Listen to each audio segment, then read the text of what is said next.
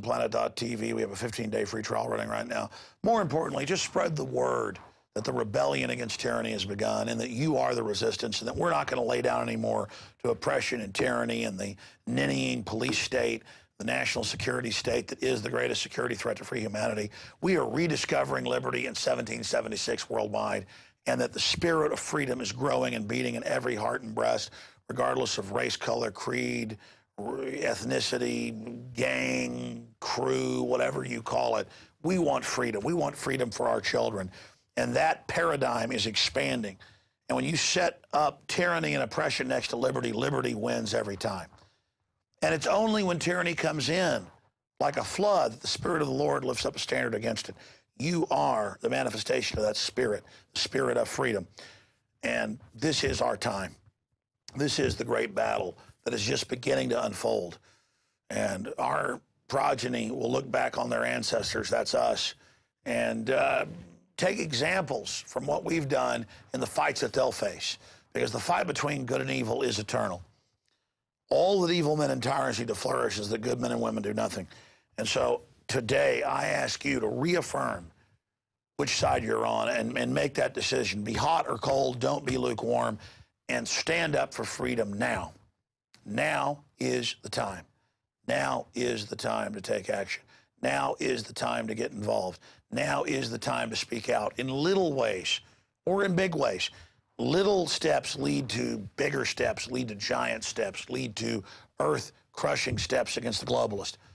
And do you have an article for me? Oh, I've just got some new news.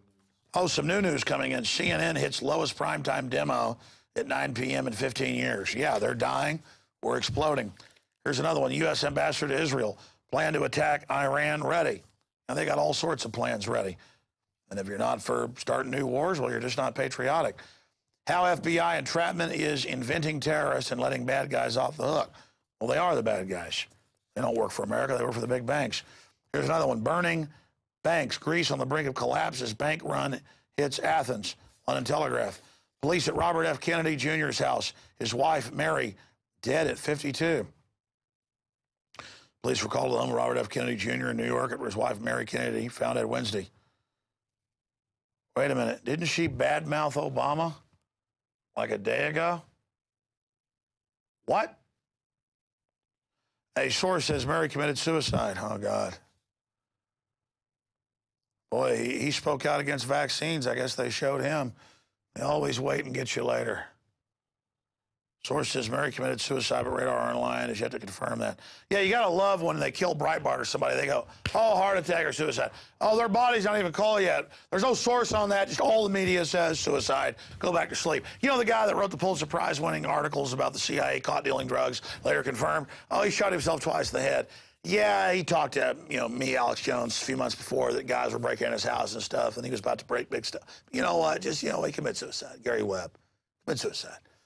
And the D.C. madam said she wouldn't kill herself, but she was being threatened and, hung herself at mommy's house. Hey, it's no big deal out in the shed. You know what? If they kill me, let's get this straight, they killed me. I will never commit suicide. I will never hurt my family. I don't use illegal drugs. I don't use prescription drugs. I might take an aspirin when I got a headache. Let's get that straight. Probably one reason I'm alive is I always point out I'm not going to kill myself. Unbelievable. This is a unattended death investigation. That means no one was there when the person died.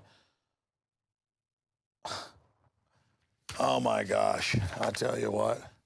They can have a suicide note written in Crayola, and people will probably believe it. All right, we have an incredible news transmission lined up for you tonight. Maybe we should go to Aaron's report, because it got broken up on two on PrisonPlanet.tv and YouTube today, where he did this whole report on Bilderberg hacking the election and admitting they are through their little minions. But then it got broken in two, so when I saw it, it didn't make any sense. I think we ought to just air that before we're ready, because what's the real ETA?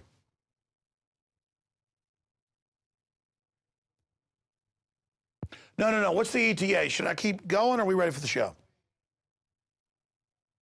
Yeah, I think we should go to Aaron's full report and then tonight's news. So I'm here live. It's 7-11. 7-11. And I'm not talking about the little food stores. That's what time it is. And we will go to that information. And I'll continue to be at the outpost of liberty, Infowars.com, until they shut us down or until we turn this around. But I am here from Spaceship Earth reporting for free beings everywhere. I just want to be free. I don't want to be a slave. I want a future for my species. And I am the bad man because I'm informed and involved and don't just watch sports all day and act trendy. But we are going to go to Aaron Dyke's report on Bilderberg hacking the election. I saw him. They had it pulled up earlier. And then we will go to the full nightly news. This is teleprompter free news. I should probably also add for everybody out there. And we're not all the little glitter bugs on national TV with little info babes smacking their lips at you all day like they care about you and love you while they look at the teleprompter. I just know that we have a criminal elite running things who have taken their psychopathic behavior and codified it into a religious scientific belief system called eugenics, and that we are under just unbelievable attack. Yeah, Marcos, there's no way you'd know about it when I just called for that. You just need John Bound. He queued it up in last night's news. Okay, great. I know I'm calling for stuff here on the fly, and this is not scripted.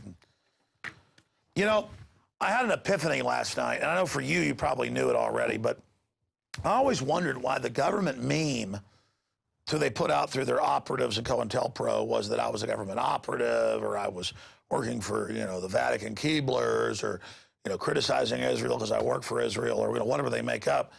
And then they get little mockingbirds to repeat. I always wondered why the #1 meme was, I'm not real. I'm a sellout. It's a fraud. And it's because for all of my problems, I'm a real person and love liberty. And it's so real, and they understand that's what's valuable in this world.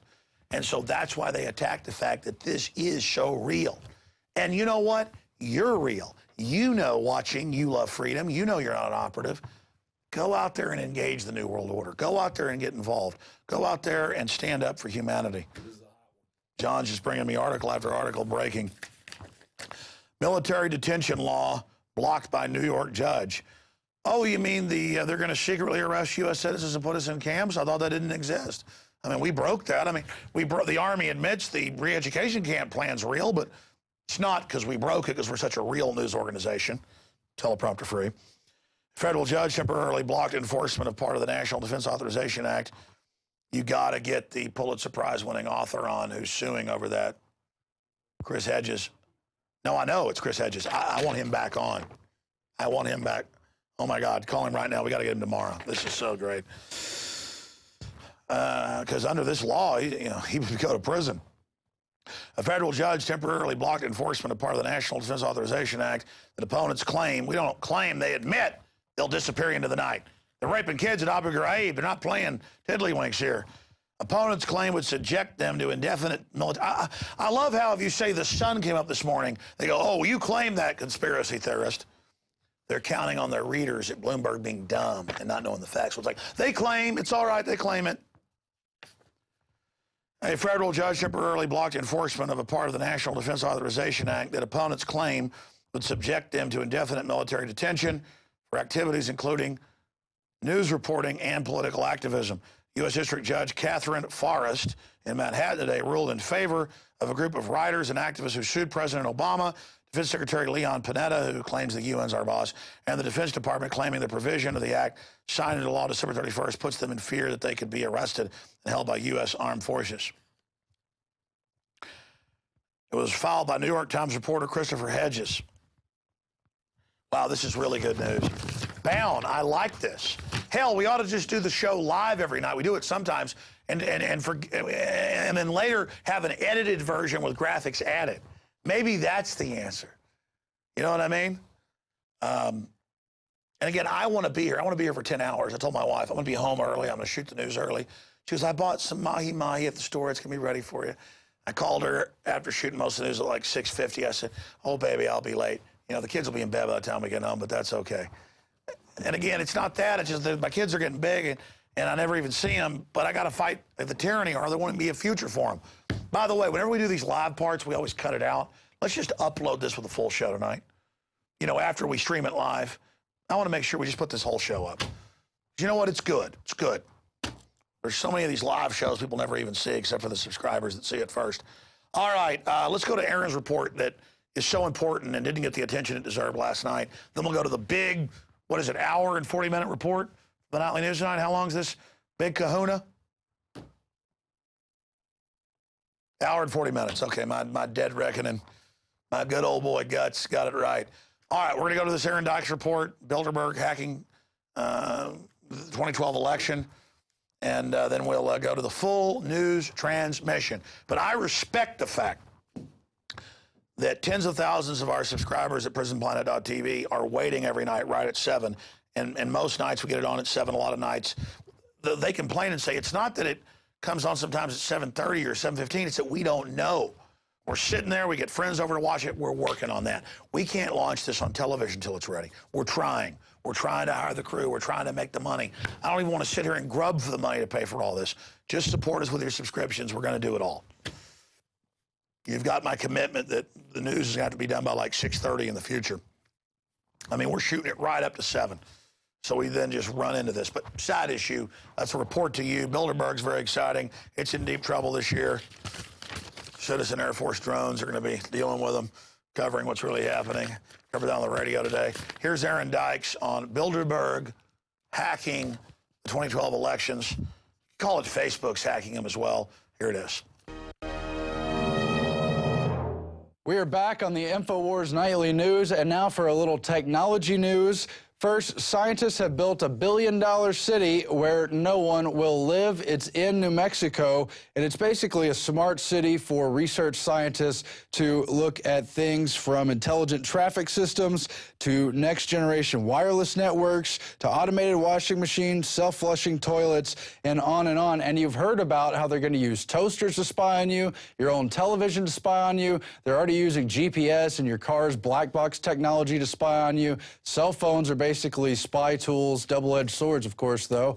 And all this is just going to be further tested in a city that's set to look like something out of the Jetsons, but with even fewer people in it. That's interesting. Also, a light-powered bionic eye has been invented to help restore sight. These are some of the good things they could use technology for, but of course control is usually at the top of their list. Retinal implants stimulate nerves in the back of the eye, which has helped some patients to see. Early results of a trial in the UK mean 2 men have gone from being totally blind to being able to perceive light and even some shapes. However, fitting a chip behind the retina requires a battery fitted behind the ear and a cable to join the two together. I'm sure they're looking at ways to eliminate that hang-up. Also in Detroit, not really a technology news, but an anti-gun news, a worker in Wayne County simply found a gun in the yard they were working at. It turned out to be stolen, and he's the one who got in trouble and fired from his job because the job didn't have a policy on what to do if he found a gun. They had a policy about not bringing guns, but this was totally different. In an area that's almost totally disarmed, they've got a victim freak-out mode, I guess, and even if there's murders in Detroit and Wayne County, you can't expect the police to show up for hours, sometimes not till the next day. They've really got things backwards there. No wonder it's leading, really, the country for falling apart economically. But back to the Bilderberg topic, increasingly all the things we see on the internet, the positive sides of the revolution, the attempts to crack down, all seem to be spiraling around the group of elites that meet each year in a new location under their secret names in fancy 5-star hotels. And it's part of, we see more and more, a larger web of control through groups like Facebook and other big tech people. So many of them have started attending this conference. And kind of nexusing with that, we have the article today from our contributor A.M. Freyed, Liars or Genius? Gaga, Zuckerberg, and Obama groomed from childhood for their roles. And this is all on the heels of Facebook launching its IPO this week.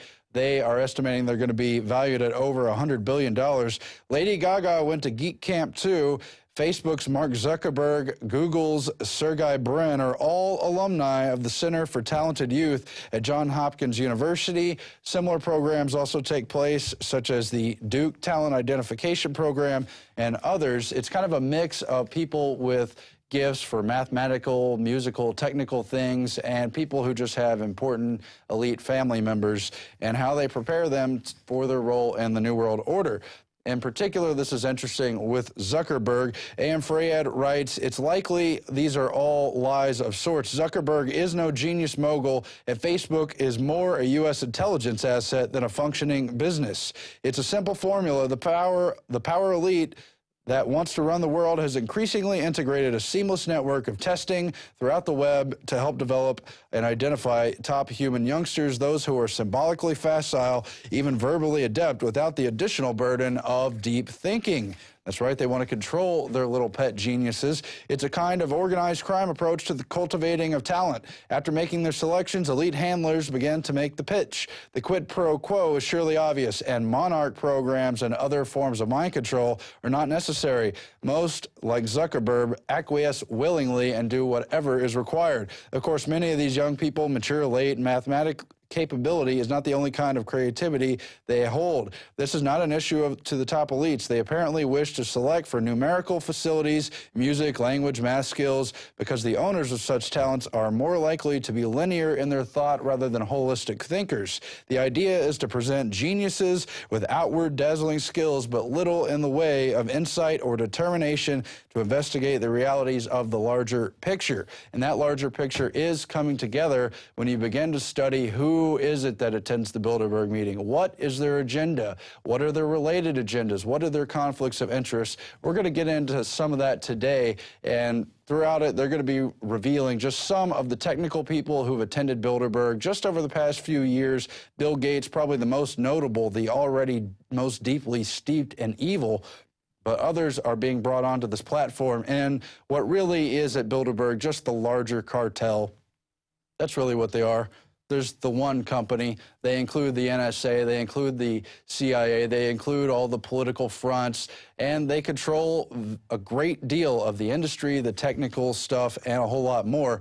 Now, we've heard this week about how a judge refuses to reveal the ties between the NSA and Google.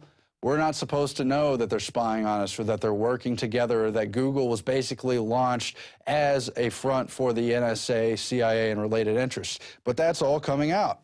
And you see Eric Schmidt attending annually at Bilderberg. He got confronted last year.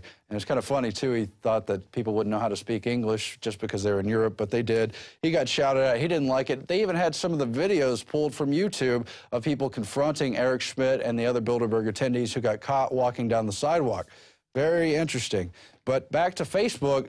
This week, they're in the news, of course, because the IPO is about to happen. They're about to be declared as a $100 billion company, really topping anything Bill Gates did or any of these other newfound billionaires, because it's part of that larger myth of wealth. Those who have the wealth are supposedly in control. Therefore, they associate with the elite. Therefore, they pull the strings. Therefore, it's not surprising to find them influencing this and that in social media and online and our new reality, what's considered the mainstream culture they're always trying to sell. And so you see Eduardo Saverin wanting to leave the country, wanting to renounce his citizenship, but of course cash in on that IPO. Now, this guy, Eduardo Saverin, was the initial funder for Facebook when it was only tens of thousands of dollars. He was at Harvard, ran with Zuckerberg and the other founders who are all roommates there, but they didn't really like his style, and they tried to push him out of the company and snag some of his different holdings, but he got it back through a lawsuit, and now he has the money.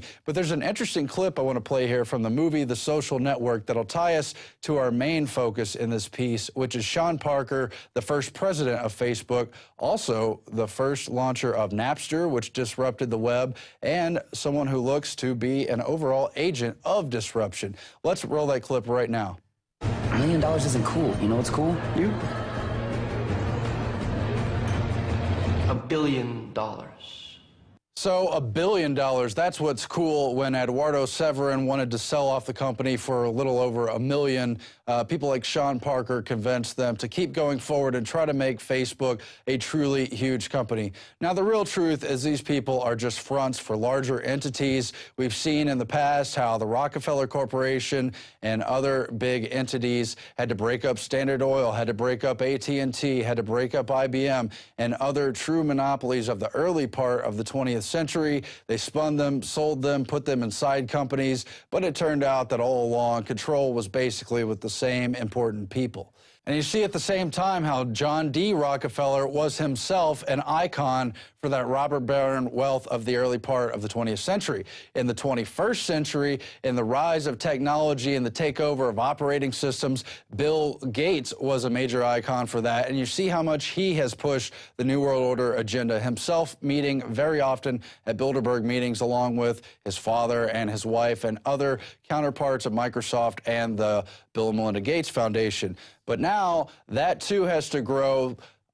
Companies like Facebook have to transplant the success of Microsoft. They have to top what's already been done. So now it has to be a $100 billion company. What does that money really mean? What's it based in? It doesn't matter, but they're going to be selling these new Silicon Valley figures as our saviors, as the rightful elites to control things. And that's why you see people like Sean Parker, the founders, including Zuckerberg, of Facebook being glorified, movies made about them.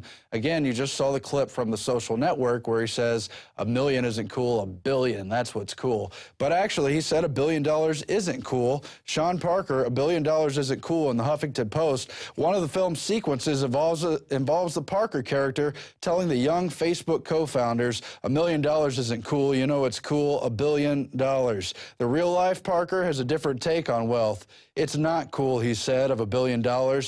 I think being a wealthy member of the establishment is the antithesis of cool, he added, saying being a counterculture revolutionary is cool. So the extent that you're made $1 billion, you've probably become uncool.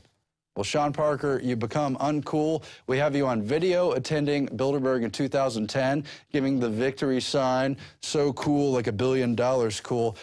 Alex found out when I was telling him about some of the research that I do every year on Bilderberg, looking up members from the attendees list, finding out what they're up to lately, and he realized he met Sean Parker just a few months ago at a party during the South by Southwest meeting, and how crazy he was, how strange, and seemed hype up on something. We don't know what was going on. He was juggling apples and talking intently in people's faces and acting real weird, and a bunch of hangers-on were gloating about his billions and how he was about to cash in for even more when the IPO of Facebook went through.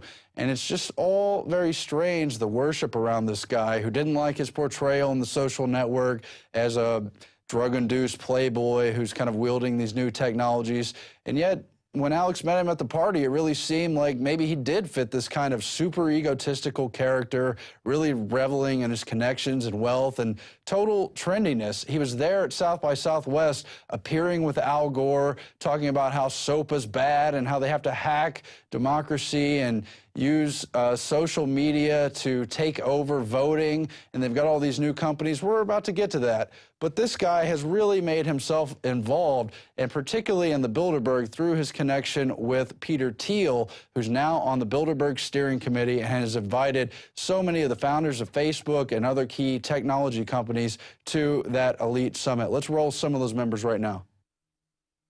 And you see just some of the invitees from the 2011 list there in detail. Craig J. Mundy, who's the Chief Research and Strategy Officer for Microsoft. But let's go back to where they show their names and faces, and we can talk about the gathering they brought together to discuss things like the future of privacy on the internet, the future of cybersecurity. There's Peter Thiel. He runs Clarium Capital. He was also the first founder of PayPal and their CEO, and he was the first major funder of Facebook. He provided the first $500,000 that would eventually turn Facebook into a multi-billion-dollar company. Next, we have Mark Zuckerberg. He and his sister were rumored to attend the Bilderberg meeting last year in St. Moritz. We can't confirm that directly, but the New American did write on the topic and said they had a meeting basically about how they learned to love the end of privacy, to accept all the NSA back doors to Facebook and the other super technology. And you remember, it was only in the past months where it turned out Zuckerberg had referred to the early Facebook members as dumb effers for giving all their data away. And of course, he was going to use that data. You saw people like Eric Schmidt laughing about how you shouldn't do anything on the internet you don't want to do in public, and on and on. And his sister has also made a lot of outspoken comments about what a joke privacy was. And apparently they had a big confab at Bilderberg last year over the Facebook issue in particular and the future of online privacy. And it makes a lot of sense because they had at least 4 or 5 funders or key members or founders of Facebook there. We don't know if the Zuckerberg family themselves showed up, but it would certainly fit with the other information. But we know other people showed up and were on their official list. Of course, each year there are many people not on the official list. This is Chris Hughes, a co-founder of Facebook, and he was also credited as being the kid who made Obama president. How? Through social media. And we're about to get even more into that, but he helped get the list together in a 21st century high-tech way to really connect with people who might vote for the president, who might raise money for him, or who might just spread the trendy word about him. You also saw Jeff Bezos. He's the CEO of Amazon. He was at Bilderberg last year.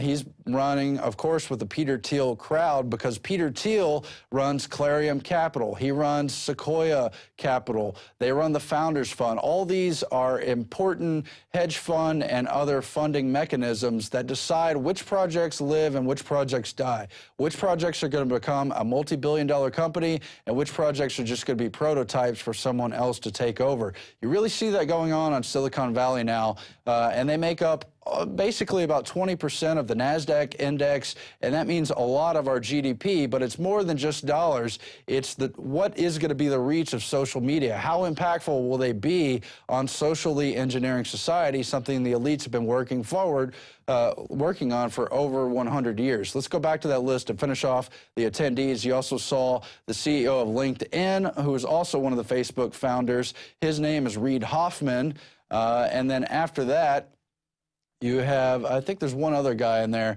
But the point is, all these tech geeks came together at Bilderberg. The question is why. And, of course, Sean Parker of Napster, the first president of Facebook, he wasn't there last year, but the past year. The point is they're there every year. Again, Peter Thiel is on the steering committee of Bilderberg and runs a lot of the finance operations on Silicon Valley. Such an important connection there. But it gets even more interesting because Sean Parker calls himself a disruptor. Forbes has the headline, Sean Parker, Agent of Disruption. Who is he? He is basically an early teen genius who learned to hack when he was just 14, 15, some odd years old, started his own companies while he was still in high school, got around some of the high school requirements so he could start doing some of his online money making. And then in Virginia, where he went to high school at none other than Chantilly High School, right over there where the Bilderberg meeting's about to be. He won the state computer science fair for developing a web crawler and was recruited by the CIA at age 16. Sean Parker, CIA, Agent of Disruption. And so as all this stuff with privacy shapes, you've got also attendees at the Bilderberg meeting, including Christine Varney, the former Obama U.S. Assistant Attorney General for Antitrust Division, now working for the tech companies to guard privacy. You've got Google in an antitrust probe, and all this stuff is building to a crescendo while Sean Parker says it's time to disrupt the elections. He says defeating SOPA was the nerd spring, the thing him and Al Gore called for at South by Southwest and in the months previous leading up to it, using the name playing off of the Arab Spring. You've got headlines here like Vodason, social voting ready to disrupt the 2012 presidential election. You've got headlines like Sean Parker, this election, social media will determine the outcome.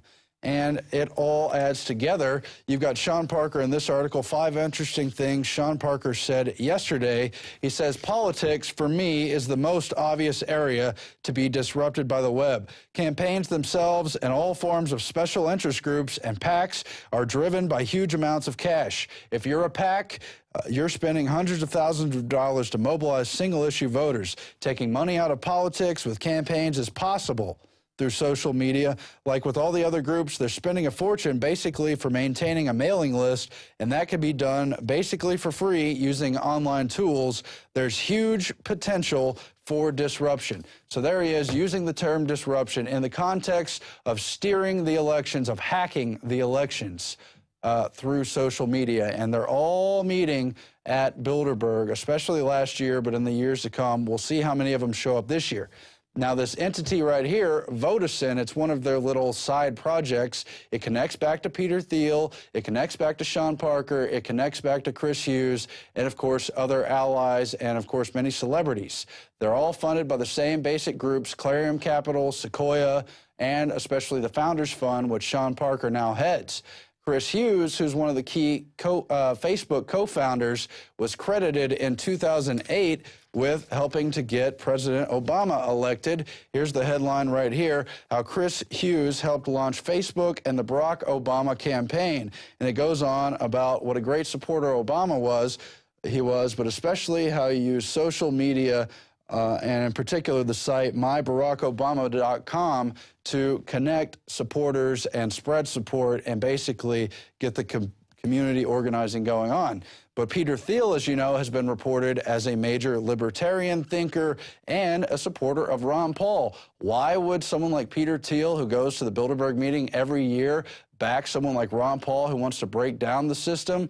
Well, look at the fact that Ron Paul has the only true viral internet campaign. That's the only candidate. You don't see a viral campaign for Newt Gingrich. You don't see it for Romney. You see it to a certain extent for Obama, but a lot of that is AstroTurf.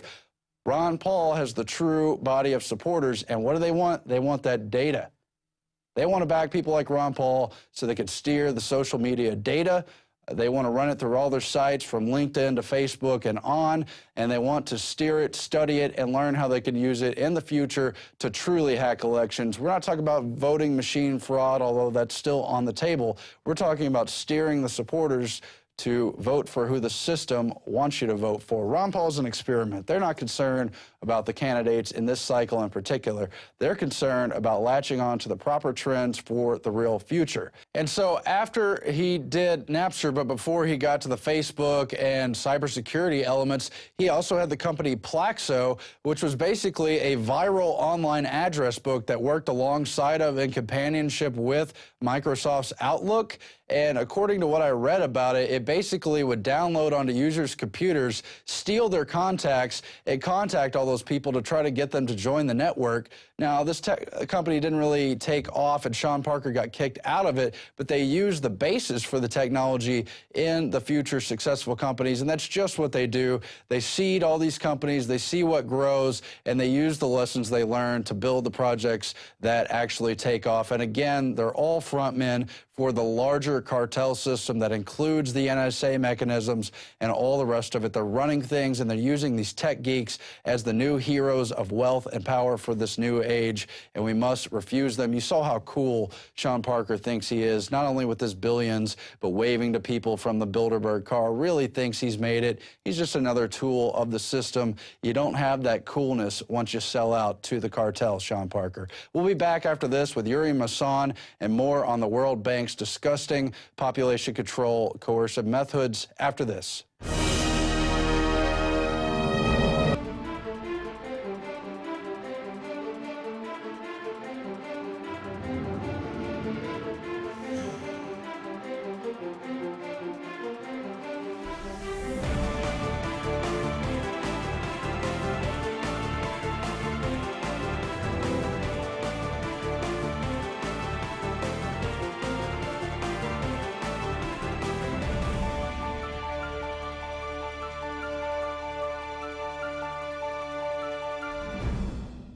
It's Wednesday, the 16th day of May, 2012.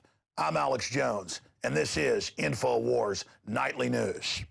Tonight, Panetta subverts Congress again. And this time he claims the president has the authority to override Congress's exclusive power to declare war if some vital interest is at stake. Then, the Greek banking system is in danger of collapse as $894 million is withdrawn in a single day. Is this the beginning of a run on banks? Plus, Barack Obama is head over heels for Jamie Dimon and J.P. Morgan Chase. And speaking of the devil, Paul Harvey predicts the future. Tonight on the Infowars Nightly News.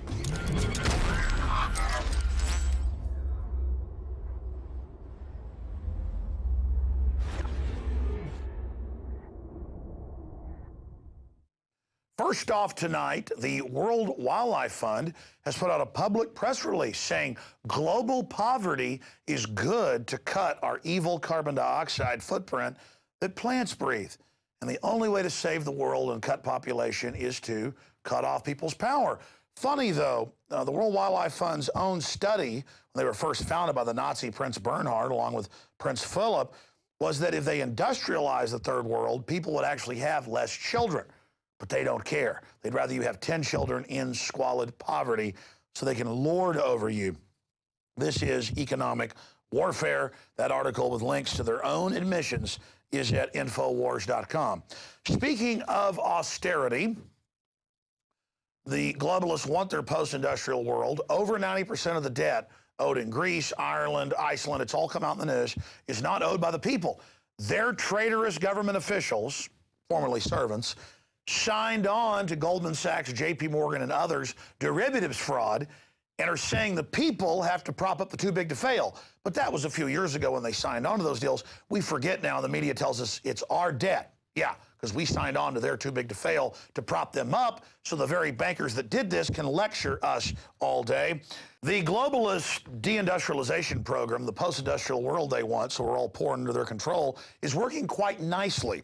The Europeans are starting to wake up, though, to the fact that in Iceland, Ireland, Greece, and other areas, over 90% of the debt, again, is derivatives that they don't owe. They're just being signed onto it. And now the Greeks are revolting, saying you're raising our taxes, cutting our benefits to pay foreign banks. And here it is. The bank runs in Greece will soon be followed by bank runs in other European nations. The economic collapse wrote, and I hope that's not the case, but we're already seeing some of that happening in Italy because all of these countries have signed on to the globalist fraud machine. Here's another one. Greeks withdraw nearly $1 billion from local banks, giant lines, because the rumors are they're going to devalue the currency and go off of the euro. Here's another. Italian bank shaken as economic slump deepens. The bankers have got them just where they want them unless they wake up and say no. Here's another one out of Bloomberg. Euro economy to sink as Spain, Italy re-enter recession. They never left the recession. They're in a globalist depression. Areas of Spain have got 35% unemployment. They're telling us our economy's great. Those of us living in the real world know it's not. Again, how much BS are we going to swallow? Here's the London Telegraph. Greece is on the brink of collapse. It's all right there in living color. Now, continuing on to what's happening in the United States, Alternet reports death by foreclosure. It's happening all the time. Desperate man commits suicide after Wells Fargo steals his home. Yeah, a lot of U.S. troops who can't get a living wage, they commit suicide at record numbers, and most often they write suicide notes. I've seen it reported. So I have read that they say that it's because they couldn't pay their bills. They couldn't pay for their house, and we're serving 4, 5, 6 tours. But when they die, for years, money's taken out of their check for a death benefit. That came out 3 years ago that the government made a deal with the big insurance companies to not pay their wives or husbands the money. That's patriotism, though. If you're not for taking the dead troops' death benefits, you are with Al-Qaeda. Meanwhile, as the bankers rape Europe and the rest of the world, Jamie Dimon says losing $2 billion is no big deal. It's an accounting manipulation, which it actually is, and goes on to imply that he's the source of all of our prosperity. Actually, we're having our taxes raised to pay off the derivatives this criminal created. And Obama is saying, though, that he's one of the best bankers out there. Yeah, because he is openly financing his campaign. But even the LA Times went on to point out they're doing stuff that just 12 years ago was illegal, and it's all part of the giant casino that has become the stock market and all this derivatives crud they've been shelling. Kurt Nemo has a report on it. Obama head over heels for Jamie Dimon and J.P. Morgan Chase. Now, this takes us to a piece from 1993 that was put together by a great patriot, Paul Harvey, with the rest of the story, where he talked about if I was the devil, what the devil would do to undermine our society so that we wouldn't know right from wrong, up from down, and would be rudderless so we could be enslaved and taken control of. And you look at this today, it is basically prophetic. So here is this piece. If I were the devil, if I were the devil, if I were the prince of darkness, I'd want to engulf the whole world in darkness, and I'd have a third of its real estate and 4/5 of its population, but I wouldn't be happy until I had seized the ripest apple on the tree, thee. So I'd set about, however necessary, to take over the United States. I'd subvert the churches first. I'd begin with a campaign of whispers. With the wisdom of a serpent, I would whisper to you as I whispered to Eve, do as you please. To the young, I would whisper that the Bible is a myth. I would convince them that man created God instead of the other way around. I would confide that what's bad is good and what's good is square. And the old I would teach to pray after me, Our Father, which art in Washington. And then I'd get organized. I'd educate authors in how to make lurid literature exciting so that anything else would appear dull and uninteresting. I'd threaten TV with dirtier movies and vice versa. I'd peddle narcotics to whom I could. I'd sell alcohol to ladies and gentlemen of distinction. I'd tranquilize the rest with pills. If I were the devil, I'd soon have families at war with themselves, churches at war with themselves, and nations at war with themselves, until each in its turn was consumed. And with promises of higher ratings, I'd have mesmerizing media fanning the flames. If I were the devil, I would encourage schools to refine young intellects, but neglect to discipline emotions. Just let those run wild. Until before you knew it, you'd have to have drug-sniffing dogs and metal detectors at every schoolhouse door. Within a decade, I'd have prisons overflowing. I'd have judges promoting pornography. Soon I could evict God from the courthouse, then from the schoolhouse, and then from the houses of Congress. And in his own churches, I would substitute psychology for religion and deify science. I would lure priests and pastors into misusing boys and girls and church money. If I were the devil, I'd make the symbol of Easter an egg and the symbol of Christmas a bottle. If I were the devil, I'd take from those who have and give to those who wanted until I had killed the incentive of the ambitious. And what'll you bet? I couldn't get whole states to promote gambling as the way to get rich. I would caution against extremes in hard work, in patriotism, in moral conduct. I would convince the young that marriage is old-fashioned, that swinging is more fun, that what you see on TV is the way to be. And thus I could undress you in public, and I could lure you into bed with diseases for which there is no cure. In other words, if I were the devil, I'd just keep right on doing what he's doing. Paul Harvey.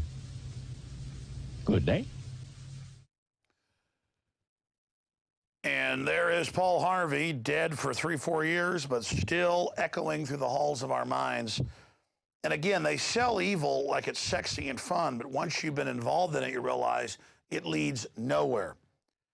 If I was the devil, I would genetically engineer food to add sterilants to it so people would never know what was killing them. And I'd make the poison only take effect for 2 or 3 generations, so there'd be no way to resist or know who had done it. I'd soft kill the population. If I was the devil, I'd put sodium fluoride that creates a 7 to 8 times increase in bone cancer in men. If I was the devil, I would chemtrail the skies and change our weather. If I was the devil, if I were the devil, I would want to set up a world government and destroy all nation states so that nobody could organize against my evil. I'd get rid of the family. I get rid of the love of discovery. I would turn people into Kim Kardashian mindless idiots watching mainstream television. So again, whether the devil is a real entity or not, it might as well be the devil, because we've allowed the worst, most manipulated people to control our planet, and they are wrecking our species' chances to go to the stars. Now, the bankers that have hijacked the nation and broken up our families want to make sure we can't resist. So they've trained the police to get rid of the Bill of Rights and Constitution to fight Al-Qaeda. But now they're saying, oh, actually, it's people that want freedom. They're the terrorists. And all over the country, this article from Infowars.com is out of Florida.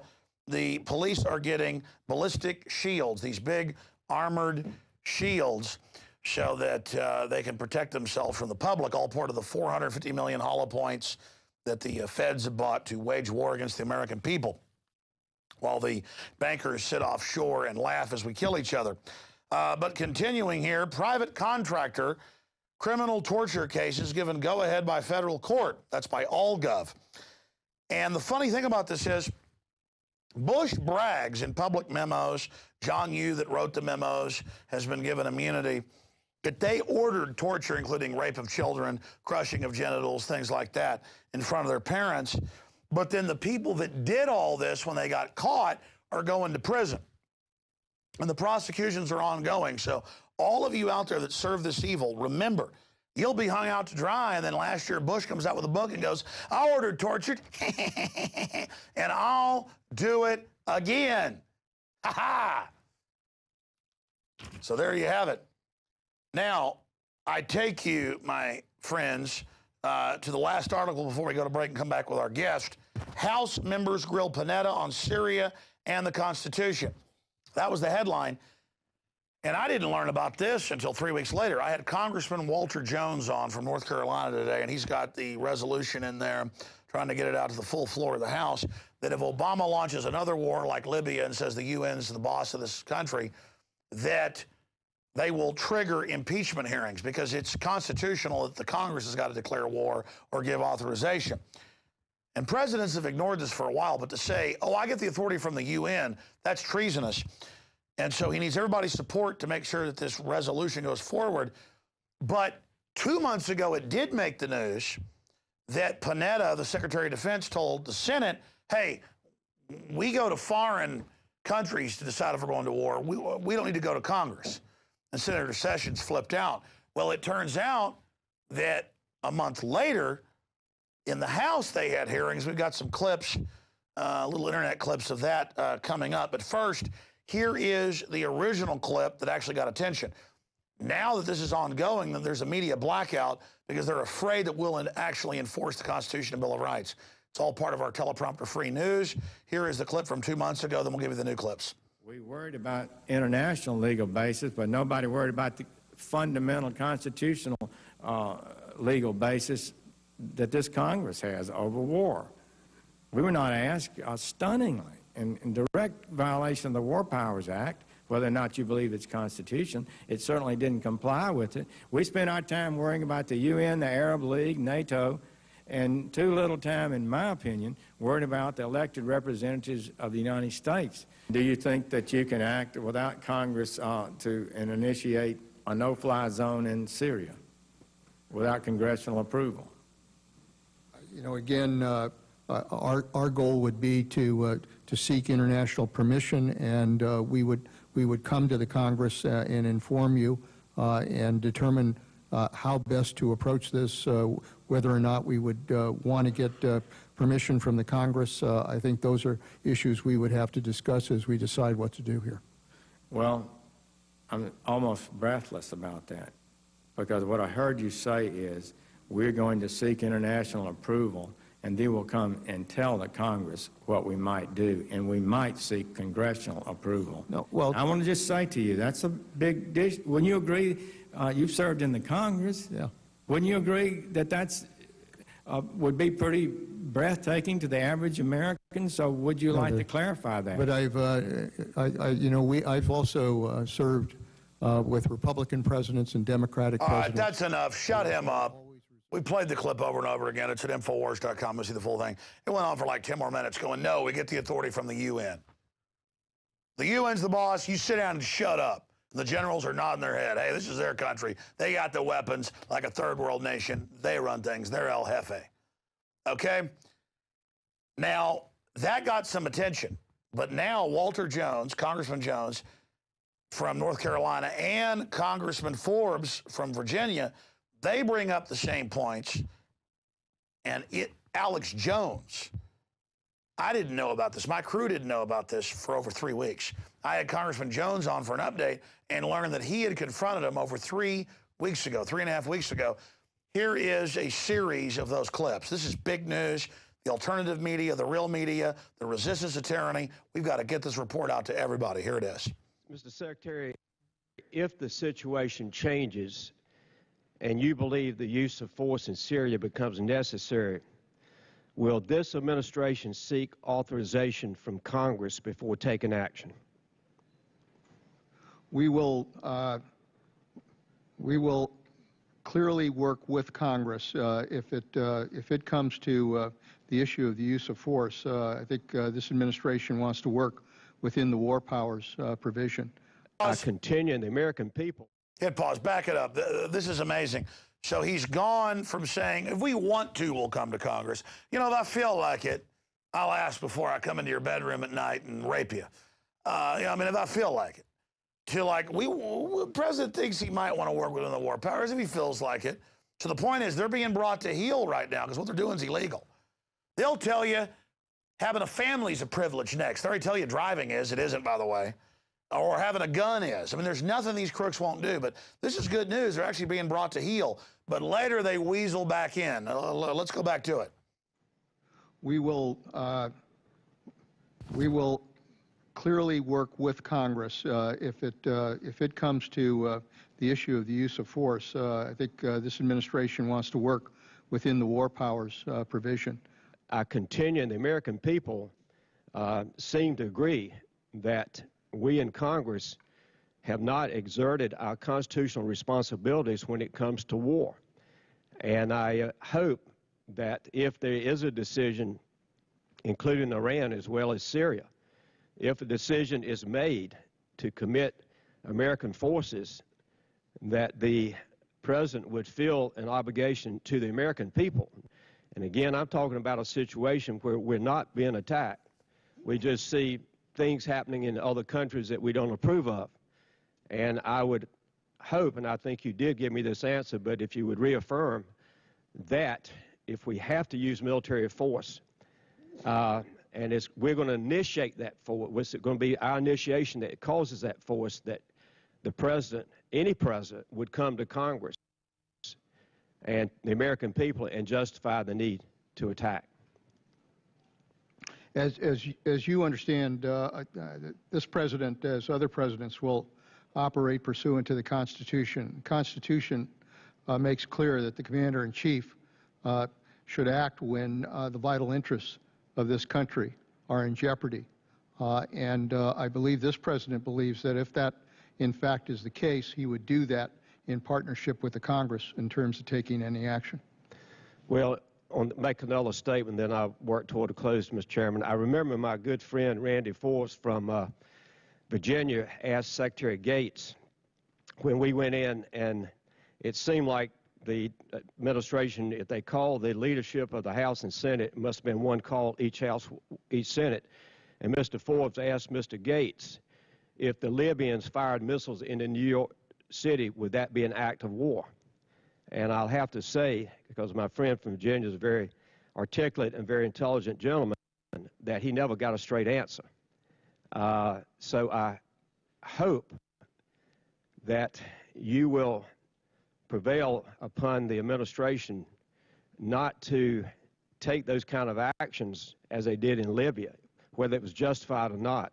I won't get into that debate, but in my opinion, that was really kind of a snub of Congress and the responsibility of Congress based on the Constitution. Congressman, what I can assure you of is that as long as I am Secretary, we won't take any action without proper legal authority. Mr. Secretary. And again, that's some jumpy video we downloaded off C-SPAN. We didn't edit that. It's just jumpy. The point is, they're being brought to heel to a certain extent, but there were provisos in there. Well, the president's authorized to protect us. Oh, so NATO can go put al-Qaeda in charge of Libya or Syria? Now, here is Congressman Forbes of Virginia asking Panetta what's going on. But as I read the War Powers Act, it has those three requirements. Are there any other requirements in there that you're familiar with that I'm leaving out or not reading? If that's the case, then again, I just come back to if there's no declaration of war, no attack upon the United States, and if we're going to comply with the War Powers Act, would that require specific statutory authority by Congress before we took military action on Syria? No, again, under the Constitution, as I indicated, the Commander-in-Chief has the authority to take action that involves the vital interests of this country, but then pursuant to the War Powers Act, we would have to take steps to get congressional approval, and that's the process that we would follow. You'd have to take steps to get that approval, but would the approval be required before you would take military action against Syria? As I understand the Constitution and the power of the President, that the President could in fact deploy forces if he had to, and if our vital interests were at stake, but that ultimately then under the War Powers Act we would have to come here for your support. So you get the support of Congress after you began military operations? In that particular situation, yes. And then just one last thing, and make sure I'm stating this correctly. It's your position that the administration's position would be that we'd have to get a consensus of permission from the international community before we'd act, but that we wouldn't have to get specific statutory authority from Congress before we would act. Well, I think in that situation, if international action is taken pursuant to a Security Council resolution or under our treaty obligations with regards to NATO, that obviously we would participate with the international community. But then ultimately, the Congress of the United States, pursuant to its powers of the purse, would be able to determine whether or not that action is appropriate or not. So as you can see, they're still saying some of the treasonous stuff, but have backed off a bit because they know this legislation has been introduced to begin impeachment if Obama says the UN is his boss and he can launch any war he wants and Congress should sit down and shut up. We have power when we point out the criminality that's taking place. Since we gave you a Paul Harvey radio broadcast from the past earlier, I thought we'd have a Paul Harvey quote to take us out to break. If pro is the opposite of con, what is the opposite of progress? Paul Harvey, I guess the answer would be Congress. We're going to go to break and come back and break down what the no-fly list is really all about. Over 2 million Americans are on the list. Soon you won't have a job, won't have a car, won't be allowed outside your house unless the TSA and the feds say you're a good little minion. There's no more courts in America. There's a bunch of federal agents that work for foreign banks ruling this country. The true dark side of the New World Order coming up after this break. Have you been to InfoWarsShop.com lately? Express your inner patriot with these brand new InfoWars t-shirts. Say it loud with the InfoWars Bullhorn shirt, or educate the sheeple with the Bill of Rights shirt. Grope the public's mind with the TSA shirt. And with this shirt, you can let the dark side know of the Rebel Alliance's power. All available at InfoWarsShop.com. Sick of the globalist eugenicist control freaks adding poison to your water and laughing as you get sick and die? Start purifying your water with ProPure. My friends, I've done a lot of research, and the best gravity filter out there, bar none, is ProPure, and it's available discounted at Infowars.com. Its filters are silver impregnated to prevent bacterial growth. There's no priming required. It's NSF 42 certified. Optional fluoride filters can reduce fluoride up to 95%. Easy to set up and use. Doesn't require electricity. Purify water from lakes, streams, ponds, and wells. This filter system leaves in beneficial minerals, which is key. Save money by not buying bottled water and avoid BPA that leaches from the plastic. ProPure is the best gravity-fed filter out there. It's what my family uses. Infowars.com already has the lowest price on ProPure. But if you add the promo code WATER at checkout, you get an additional 10% off at Infowars.com. You can also call to order 888-253-3139. And welcome back to this special edition of Infowars Nightly News. We're continuing to focus on the takeover by the bureaucratic army of the New World Order, known as the TSA, who are now on highways at checkpoints, groping the American people. The new handshake in America is a pot-bellied federal agent who's not even a sworn peace officer trying to grope your wife and children. It is off the charts. If they made back in the 60s a Twilight Zone episode where in a future America your wife and children get groped, no one would believe it. And all for the phantom menace of al-Qaeda, who they admit works for the CIA and taking down Libya and now blowing up police stations in Syria. And the U.S. ambassador just last week to the UN, Ms. Rice, said, Assad stepped down or we will blow up more of your government buildings. With al-Qaeda.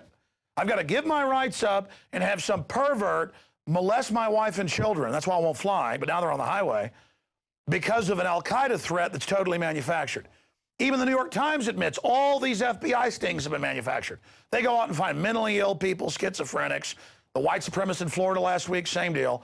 And they get them a bunch of money to just shoot their mouth off when they're drunk.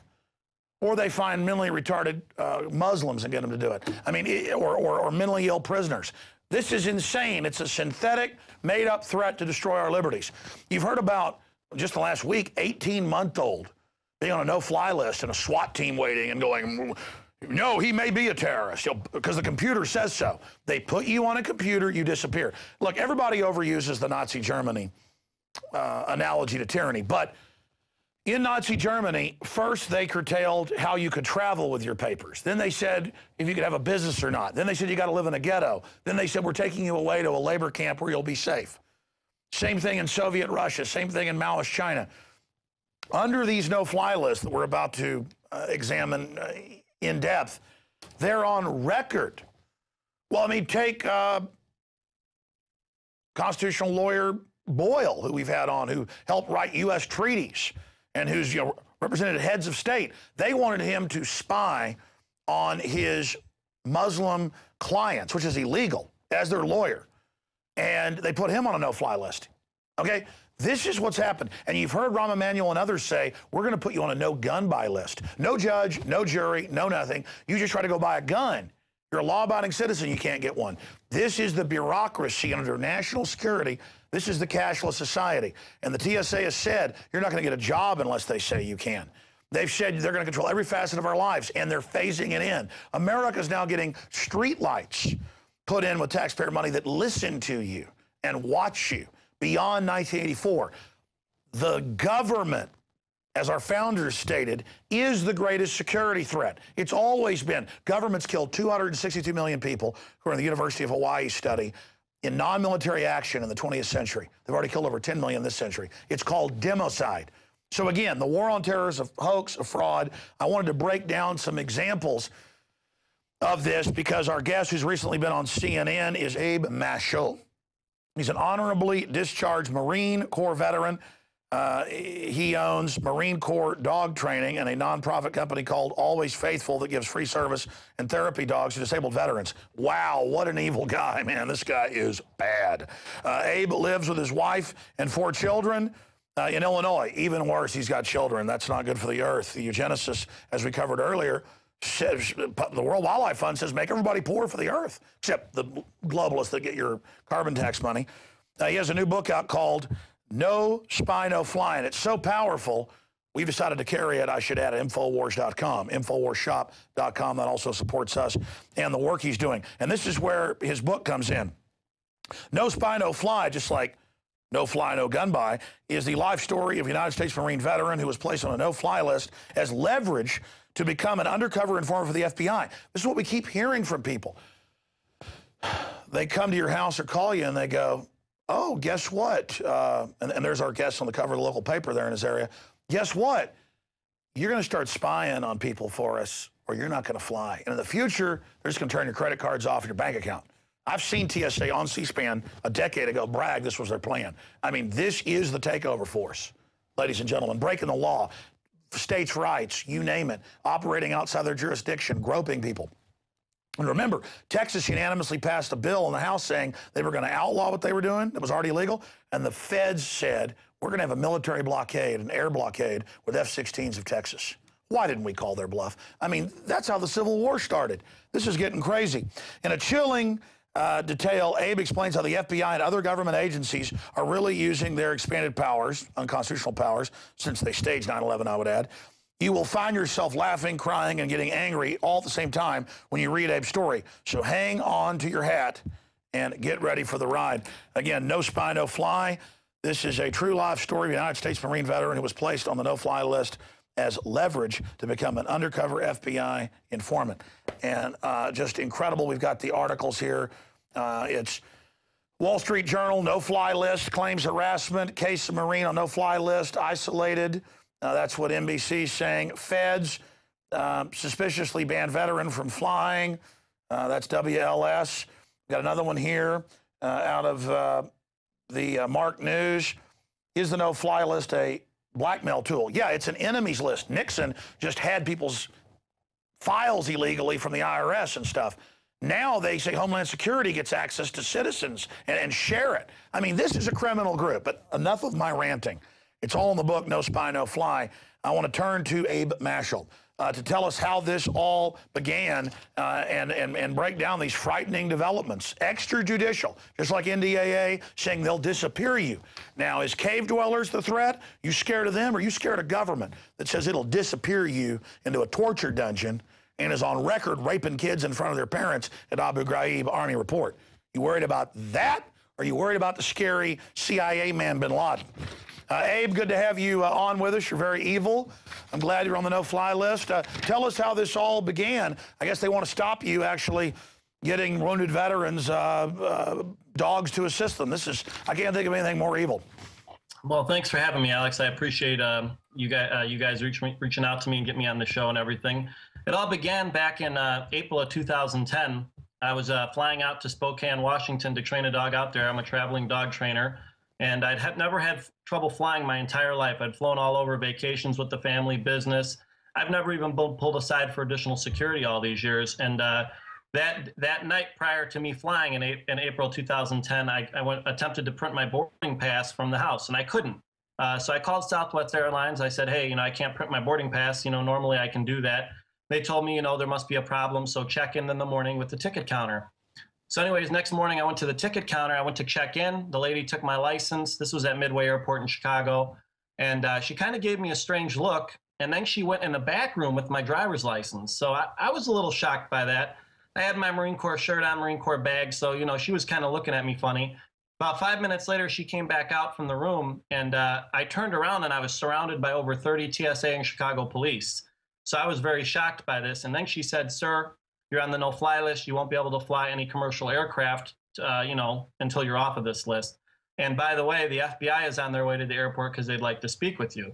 So obviously this was a major shock. I kind of expected Ashton Kutcher to jump out and tell me I was being punked. I mean, this was insane. And again, they're implying you're a terrorist. I mean, it's all part of this fake hysteria for the officers. Yeah, we saw one today. Evil Marine. And, it's all, I'm a strong guy and everything. I'm not intimidated easily, but when you're surrounded like that, it was very embarrassing all at the same time. But the FBI came there several minutes later, came up to me, asked if I would mind going in back to answer a few questions. And, I said fine, because I thought it was just some mistake that was going to get cleared up quickly. When we went in back, they just started asking questions about me that weren't quite invasive yet, but they were getting a little bit invasive. What's my name, date of birth, social security number, what was I doing going to school? And they know full well who you are. This is all theater to make you believe you're bad. I mean, this is criminal, what's happening to you. Well, and I thought it was just some big mistake because I was ignorant to how things really were back then. But so he went through his questions for about 15 minutes, and then he said, you know what, you're free to go. I said, now, wait a minute. I have a few questions for you. How did I get on the no-fly list, and how do I get off of the list? And he kind of laughed at me, and he said, listen, even if I knew why you were put on the list, I wouldn't be able to tell you. And then he said, there's really no way off of the list, but you can fill out a redress form on the Department of Homeland Security's website. Now, let's stop right there. That's right out of Kafka in 1984. Don't know why you're on the list, can't get off of it, and it's funny to him. And soon it's not going to be able to have a car, have a job. They've said this is the plan. No judge, no jury. Then you're homeless. Then they say in the future when there's a huge homeless population, this is actually Army documents. You may not have seen this yet. The Army confirmed them. You're going to be sent to a re-education camp. And it says forced labor. So see, once you're not going to be able to work in the future, I'm not joking, then you'll just be taken to the re-education camp. But come on, they're just making sure you're a good person there too. I'm sorry, please continue. No problem. And, you know, that was shocking to me that he said that, because it certainly didn't feel like this was the America I learned all about. Anyways, I went home that day, and my wife picked me up. We were both pretty traumatized by the whole experience. I went home, and I filled out the DHS trip form when I got back, the redress form. Several hours later, my phone rings, and it's two additional FBI agents who basically tell me just like this, Abe, we're 3.2 miles from your house. Are you home? And I was like, yeah. And he said, well, would you mind if we stopped by? And by the way, this is all part of the theater. Shock you, have them surround you. They do it every day at every major airport, we've confirmed. Then come to your house, act like good cops. Hey, we'll get you off. Prove you're good. No judge, no jury, honorably discharged, helping veterans group. They probably know you're a good guy. That's why they want to turn you. They've targeted you. They're going to turn you into a perp. They might have even set you up and said Marine terrorist, because that's their new story, is that Marines and Army are going to be the new terrorist. I'm sorry, I'm just an expert in this area. So they're 3.2 miles. Can they come over and play good cop? Please continue. Yes, and it's kind of funny you said that, because that was something my wife said that day. One of them kind of played the good cop, and one of them played the bad cop. But they came in, and they came up, and the strangest thing happened, Alex. They actually pulled out a do not fly question and answer sheet, like a cheat sheet. You know, and I have kids, and it just seems strange to me that FBI agents were working off a cheat sheet. I've never seen anything like it in my life. You think federal agents, you think, you know, these guys wouldn't need cheat sheets, but they actually went through this cheat sheet and answered all the questions, you know, asked me. And this was much more invasive. Who was my father? Who are my cousins? Where's my bank accounts? Do I have a Twitter? Do I have a MySpace? Do I have a Facebook account? And then once, you know, they find out you're Muslim, forget about it. That's when the real questions come out. Then the worst part about— And by the way, they knew, because I guess your wife's Christian, you're Muslim. They knew that. This is all part of discovering how bad you are. I mean, this is pure secret police who've put you on an extrajudicial list to ban your travel criminally, acting like you're the criminal. I mean, this is 180 degrees from America. I'm sorry, just making me so mad. Continue. Yep, it made me very upset too. But yeah, they came up and they did that question and answer sheet. And then when I said I was a Marine, they pulled out an additional sheet, which really was a kick in the groin for me, because, you know, I was a United States Marine. I didn't train in some other country. I was defending this country for 4 years active. And so, you know, they first thing they said, well, were you trained with explosives in the Marine Corps? I said, no, I wasn't. But it just, you know, that made me mad. So anyways, they did their questions and then they left. It took about an hour and 15 minutes. Like I said, this was a much more invasive interview. And I didn't hear anything till the next day, which is the next day, my client from Spokane called me and told me that the FBI had been to their house to verify my story, which really upset me, because this lady's never met me, and now she's meeting the FBI before she meets me. So, of course, she wants a refund. They scared the heck out of her. No, now they're killing your business, which is what they always do. So, but I would have said, hey, why are you hiring 10,000 Al-Qaeda and shipping them into Libya? Here's the LA Times. Why do you run Al-Qaeda? Why did you ship Al-Qaeda into Syria? Why did you get the underwear bomber on the plane 2 Christmases ago? Here's the Detroit Free Press. Here's Kurt Haskell on the Alex Jones Show. Why are you terrorist? But I'm sorry, go ahead. Yeah, I seen Kurt Haskell. That was shocking. I seen him on your show not long ago. But yeah, basically, I was really upset by that. So I called the FBI back and I talked to the agent. I said, listen, you guys are screwing my business up. This is unacceptable. I've worked really hard on my business the last 9 years. It's successful. He apologized. He says there was nothing they could do and he was sorry. And then I didn't hear anything for 2 months, Alex. So that was in April 2010. In June 2010, finally I get a phone call. And it's those 2 agents that came to my house that day, and they tell me they have great news. And I said, okay, what is it? I'm off the no-fly list. He says, well, we'd like to meet with you to discuss it. I said, well, let's just talk about it over the phone. I don't want to waste your time. You don't want to waste mine. He says, well, we have to meet, you know, face-to-face to go through everything with you. That way we ensure that we answer all of your questions. I'm going to stop you again. This is the end of America. This is 100% 100% pure evil. This is the new model. You're not going to have a job, a car, fly, a life unless you become a secret police spy. We're about to get to this, but I want viewers out there to understand something. My heart is beating right now fast. This doesn't ever happen on air. Okay, because I know this is coming for all of us. This has been the plan in every authoritarian society. This is a Marine, a father, no criminal record. He develops service dogs and gives them to troops who've been injured when the Pentagon treats them like crap and steals their death benefits if they get killed. That's all on record. Okay? And they want him to be an infiltrator for them. So instead of just coming to the Marine and going, man, he's perfect for us, he'll get into their groups. No, instead they want to make him a perp in case they ever need to flush him. But this is how the setups work. And they go to people's lawyers and say, you're going to set your client up or we're going to ruin your life. I mean, this is criminal. And this is what's going on, and this is going to happen to everybody. They do it to an unpopular minority first, whether it's the kulaks in Ukraine or Russia, or whether it's Muslims in the U.S., but the target is you. Notice they're already shifting from Al-Qaeda as the big enemy to the good old boy conservatives and libertarians. So understand, this is going to happen to all of you out there who have a love affair with hating Muslims. I know it's fun to hate Muslims, but they were just beta testing on them. Now, I'm going to shut up, recap, and then bring it through. I'm going to give you the floor. This is just too incredible, but I want to just add here what's really happening. Please continue. Sure. And so I told him, you know, fine, what do you want to do? You want to come over? Let's get this over with. He says, well, we don't want to come all the way out to your residence. You live 40 miles west of the city. Could you meet us halfway? I said, okay, where do you want to meet? So they wanted me to meet at the Embassy Suites Hotel at a town in between me and the city. And he says, you know, we'll sit down on the loungelet. We'll buy you a few drinks.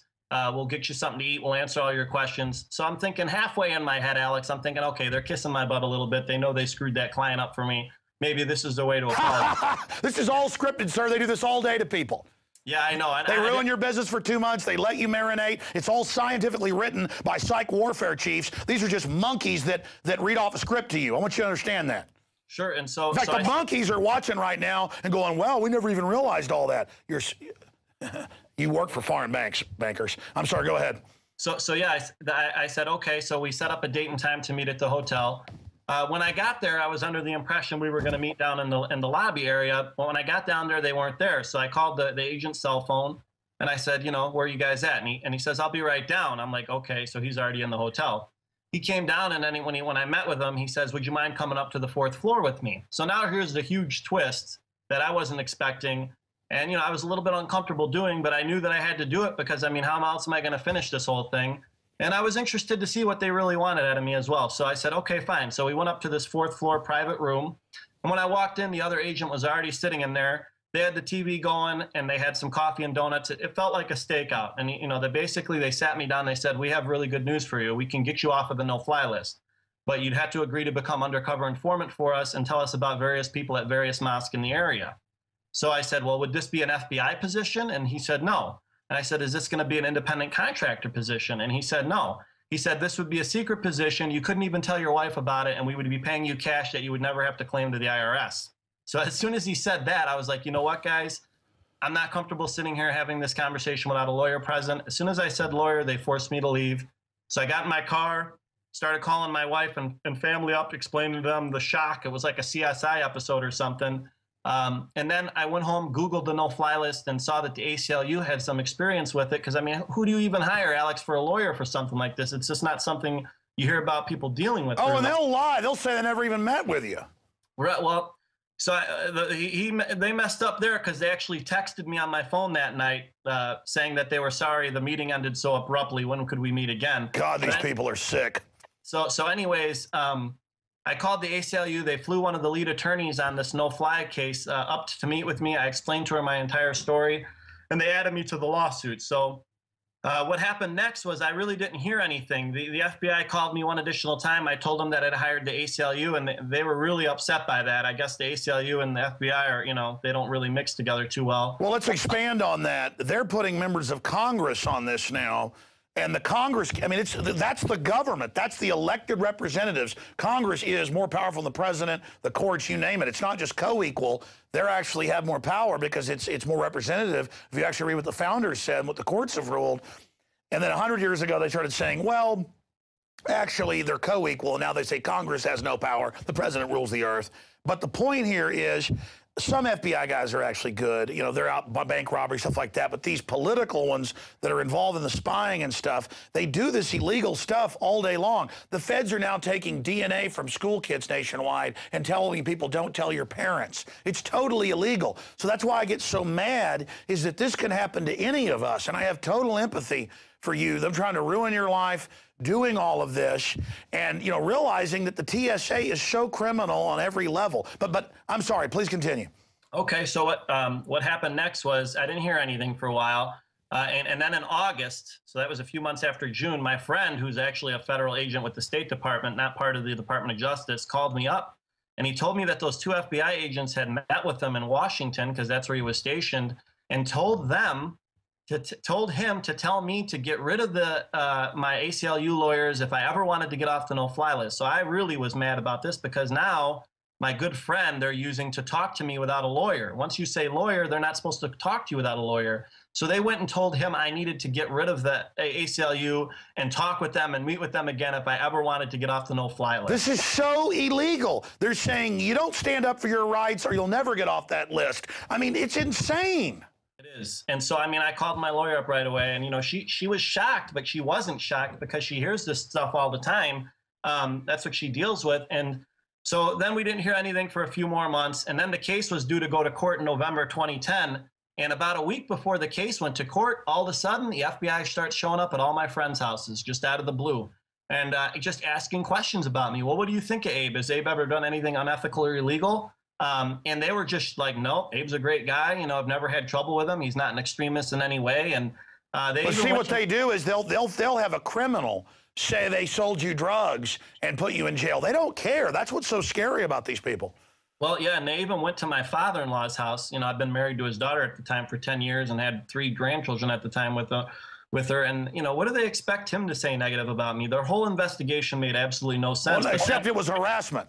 It was, and it was embarrassing, you know, and so what happened next was, you know, I called the ACLU up, let them know that they were running around meeting with my friends, and we figured it out. I mean, the case was going to court in a week, and they had absolutely no investigation about me, and just in case the judges asked, hey, you know, what do you guys have against this guy, they had to be able to say something. That's what we thought. Well, they want to say, we've done a deep investigation, sir, we can't give it to you, it's national security. Right. So, after that, you know, they did their best to stall the case. They actually told, they were successful in one way where they told the ACLU, the judges agreed that they filed the case in the wrong jurisdiction, that you can only sue the TSA in certain courts. And the ACLU filed it in the 9th district. So that was what happened last Friday, was we finally had oral arguments to appeal that decision, and they went really well. But you know, Alex, how it goes. I mean, these federal judges, it can go either way. To me, it's an open shut case. You know what I mean? But a secret police system has put a man with an innocent person with no convictions, an honorably discharged Marine, on a list where you can't do your business. This is the height of pure tyranny. I mean, this is the essence of a fascistic, sicko state. These FBI guys want to live in a country where their kids grow up? Don't they know that when you knock the law down, you knock down your freedoms? Yes. I mean, don't they know they're digging their own grave politically? Don't they understand? Oh, my God, this country is in so much trouble. Yeah, it was a big shock for me as well, you know, and, you know, you lose a lot of respect for the things you didn't know. I was just ignorant to a lot of the things. I was about to say, you say it's embarrassing for you. Brother. Everybody's learning about how corrupt this government is. The ATF, the FBI, all of them. They're the ones that are losing all respect. They're the ones. Everybody's learning about this. And that's what I've done. I mean, that's why I wrote the book and everything else. And I've done a lot of college appearances locally. Obviously, I can't fly anywhere. And I've done my best and done my best to kind of awaken people. A lot of people are shocked by it, you know, and I hope it does wake everybody up so that maybe we can actually do something about it. Well, we got to beat this now before it goes to everything, because I learned so much 10 years ago watching C-SPAN. Tom Ridge didn't even have the cabinet position yet. It hadn't been voted by Congress. But Homeland Security was set up, and I watched 2 hours. They had a big square of tables. We got to dig this up on C-SPAN archives. And they had all these corporate CEOs there, and it was the plan for no-fly list, no gun-buy list. You're going to have TSA approval to have a job. Now that's coming into many areas. And it was like, I was like, my God, I've seen all this in Nazi Germany. This was the Soviet Russia. This was East Germany. This is every authoritarian state internal checkpoints, passports to have jobs. Now the IRS trying to pass a law where no judge, no jury. If you haven't paid what they say, you can't leave the country. They revoke your passport. I mean, my God, this is just hardcore. And I've learned about all these people on death row and stuff where it turns out the prosecutors know they're innocent and even know who killed the people. And it's even like dads with no criminal records. And it comes out that they like sending innocent people to prison. I mean, it's like demons infest government. I don't know what to say about it. I'm going through it. You know, it's been bad for me, and it's taken a big toll on my family. You know, we drove to Disney World last February with a newborn and 3 children, 1,300 miles. You know, it takes time off your vacations. It takes us 3 days to get there, 3 days to get back, instead of just getting on a plane for 2 hours and having a good vacation. It's very stressful, and, you know, it's just a major problem for me that there really doesn't seem to be an easy way out of this whole thing. And even with the court case, you know, it's been 2 years and nothing has happened. And, you know, I listened to the case on Friday because they let you listen to it through the 9th District. And I was really shocked because the federal judges, they didn't seem to know too much about the no-fly list and how it works. And it just doesn't make sense. How are they passing all these things then? And how is it legal to have these lists, you know? And they don't really know too much about it. And I was just shocked by some of the things I heard during the hearing. Well, let me expand on that, because this is very important. You know, in criminology, when you're dealing with criminals, sometimes they haven't lost their soul completely. It's all about the power trip, the peer pressure. But when somebody's kidnapped a child or done something, the parents will go on air and say, this is my name. You know, little Jenny has a brother. He's very sad. You know, her grandparents love her. Please bring her back. Please let her go. She's a human. Would you like to look at the camera? Because the FBI will watch this. Would you like to explain to them you're a human, what they've done to you? I mean, some of them will actually enjoy it, but for others out there who may not want to lose their souls completely, because they all know they did 9/11, so they could take over. Why don't you talk to them right now? You know, this is the same FBI that found 2 passports in the rubble that day that survived. Anybody believes that? Not just that they would survive, but they'd be found. Look at them. The head guy they used to whitewash all that, they just set up, the big FBI guy, by the way. They just put some child porn on his computer. That's how they work. But so they're pretty darn evil at the level that you're dealing with them. But to other FBI who haven't totally turned themselves over to evil, go ahead and speak to them. What would you like to say to them? Well, just like I said at the last parts of my book, basically do the right thing. You know, you should have some type of conscience. Know that one day you're going to be judged before God, and you're going to have to answer for these things. You know, no matter what your religion is, most religions believe in a God. And, you know, what do you think he's going to say to you when you tell him that you oppressed somebody like you did to me? You know, do the right thing. You know, if you can do the right thing and change the way things work, you're going to make the country the way it should have been in the first place anyways. So, I mean, that's what I would tell them. Just do the right thing. Come forward. Get rid of these stupid watch lists. They make no sense. They cost billions of dollars. And, you know, hopefully we could have this country back one day. Abe, you're not thinking like they are. It makes perfect sense. The drug war, they say, doesn't make sense. Triple the heroin, triple the cocaine. Prison population from 500,000 in 1976 to now 7.2 million in 2012. Giant banks laundering hundreds of billions a year, corrupting the police. They took over. The British took over China because China had opium illegal, and the British over 50 years used it to take over because they can control organized crime. It makes perfect sense that they're God and can put whoever they want on a no-fly list and then tell you to commit crimes against people, against their rights, or your life doesn't come back. It makes perfect sense, Abe. It's working well. They're taking over. 9/11 worked well for them. I mean, you say you're waking up, but to the victims out there, you got to fully wake up. You see what I'm saying? I understand. You know, it's incredible that this is happening. And the worst part about it is the longer I've been on this, the more stories I'm hearing very similar to mine. I mean, even my case has 14 other plaintiffs, several of them veterans, almost all of us offered informant positions. So you have to think that they put you on this list, you know, specifically as leverage to make you do what they want you to do. Abe Mashal, you're a human being, and I empathize with you and everybody else. And I know this is going to come down on my family, too. I mean, this is such incredible evil, and I don't know how you've dealt with it. I mean, I would be picketing outside their offices every day. I would be suing them personally. I know they claim they have immunity. I would be just absolutely off the hook. This is just, these people are such authoritarians. It's such a sick joke. Have you ever had a chance to run into them personally again? I mean, they are assaulting your life, your name, everything, and they think it's funny. No, I haven't. I mean, you know, obviously anything moving forward that I say to them, you know, might not be in my best interest. My lawyers have even told me, you know, just not, you know, if they ever call me or anything, you know, put the calls to them. But yeah, it's been infuriating for me, and you know, it's difficult. You know, it's just constantly sitting over my head these last few years. It doesn't go away, and I feel sorry for anybody who maybe isn't as strong as I have been through this whole process. You know, because it could definitely take a toll. It's depressing, you know, and it's, you know, it makes you angry all at the same time. It's just unbelievable. Well, they go to people's lawyers. Have you seen those cases and say, spy on your client and set them up? Well, that's totally illegal. I mean, in so many ways, Constitution, you name it, or we're not going to let you fly. These are prestigious people, and they can't fly.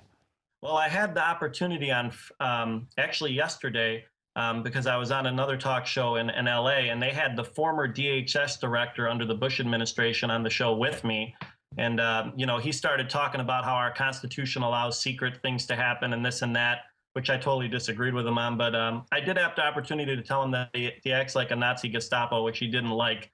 But, you know, that's been as close as I've been able to come to somebody who was used to be in power that actually had some type of effect. But like you said, they don't think that these lists are illegal in any way. They have all these crazy justifications how, you know, the secrets are allowed to happen. We don't need to know anything. Only they have the right to know anything. And you know, it's that part really frustrated me. You can't extrajudicially tell somebody that the government comes and seizes transportation and says you can't fly. But they do it with planes because people think of that as like magic and special.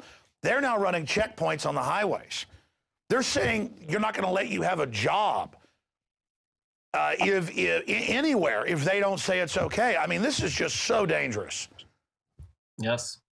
My mother-in-law was recently pulled aside. She lives up in North Dakota, and she was pulled aside to going on the Amtrak up there with one of those Viper teams. She never even heard of them, and they went through all of her stuff, and they told her she couldn't go unless they did.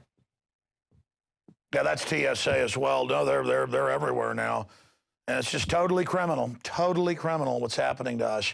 Well, I hope people get the book and get it out to folks, because we're going to have to confront this evil. And even though there's a lot of sellouts in the media and the power structure, people, it's time to recognize pure corruption for what it is. This is a huge danger to everyone. And they're even trying to put capital controls in where you can't get out of the country now. They're really trying to set up a full-bore tyranny. When you were in the Marine Corps, did you ever, I mean, you were kind of implying you were naive before. Yeah, I didn't really, you know, I was in from 99 till 03, and, you know, I was stationed at one base. I never went overseas, but I didn't, you know, I never had any issues there. You know, I don't know what the deal was. You know, I never had any problems while I was in the Marine Corps. And it's not until I got out, obviously, that all this stuff happened. Why do you think they chose you to try to be an informant? Because I mean, your wife's Christian, correct? And I mean, break down why you think they might have profiled you.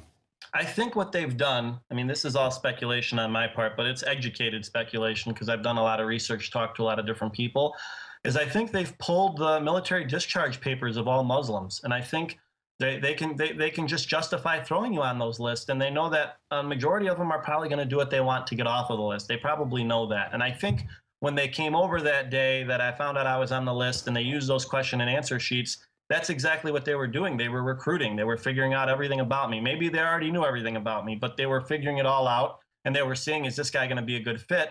But at the same time, I mean, they weren't very smart about it because, I mean, I own 2 businesses. I got a wife and 4 children. I mean, I can't be out there moonlighting as a double agent or whatever they wanted me to be. It just makes absolutely no sense. But I think that's what they're doing. They're using the list as leverage. And you know, yeah, you've got a life. You're also helping get dogs for disabled vets. You've got a passion. I do, and you know, that's the thing. They don't care about any of that. Trust me. They don't care about your clients, your welfare, nothing. I mean, if they did, they wouldn't have done half the stuff they've done to me already. Well, look, we've had the FBI try to threaten people and get them to say stuff about me. And I mean, literally, all I do is speed. And I don't even do that very often. I got caught speeding last week. Pretty bad, too. But the point is, Anyways, the point is that I'm ready for it. I'm ready for them to make up the worst stuff imaginable. That's their problem. They put me in prison, kill me, set me up. That's on them, because I know there is a God. And but it does even freak me out. I've been fighting this for 17 years to really realize the depths of the evil. I was trying to build a disabled veteran a house, because listeners were like, well, they want to bulldoze his house. We stopped the bulldozers. They wanted to steal it in a land grab. They said, well, we're not going to let you repair his house. We'll arrest you. So my listeners said, let's build him one. And they had undercover cops in there going, let's kill cops and stuff. And I'd walk out in the parking lot, and there'd be an unmarked cop car. And I'm like, man, why would you do that? You just don't want us to even get the community together. I mean, that's how they think. Like, you're trying to build a veteran a house. You must be bad. I mean, it's so warped, and they hire just these really weird, sick people who just enjoy messing with people. It's hard to believe they can find that many evil people. And the thing is, they can never get enough of it. I mean, they're like a rat eating, dog crap or something. They're so happy. I mean, you just wouldn't even believe it. And I'm like, why are you into this? And it's just like, I guess I'm just not evil. I just don't get the type of people they are. It's disgusting. Well, I've seen on the TV that the one federal agent in California, they're looking for him because he was depressed and he was a counterterrorism guy. I bet you they're all depressed. I mean, he ran off into the woods. They can't find him. And, how do you live like that? I don't know. I don't know how you could go to sleep at night and live that way and live your life screwing people over and messing everything up for them. Well, meanwhile, if there was a real Muslim threat in this country that wasn't completely manufactured, I'd be the first one to say go after people. But I'm sorry. It's as phony as a $3 bill. It's as phony as a $3 bill. Yeah, I'm the same way. I told them the same thing. I said, I'd be the first guy on the plane if you see somebody acting stupid to take them, to restrain them and take them down. You're right. It just doesn't make sense. It's, and I've seen all this stuff on TV, and I listened to your show about all these different things they've been busting that have all been fabricated. And it just, I think people are waking up to it, though, because even the one recently with the thing in Yemen with this underwear bomb and everything else, they found out he was a CIA agent. So they spun it and said, daring double agent. Yeah, and that was within a day of itself. Even I caught that. I don't know how people who aren't into this stuff, don't know about this stuff, can't see that. So hopefully they are.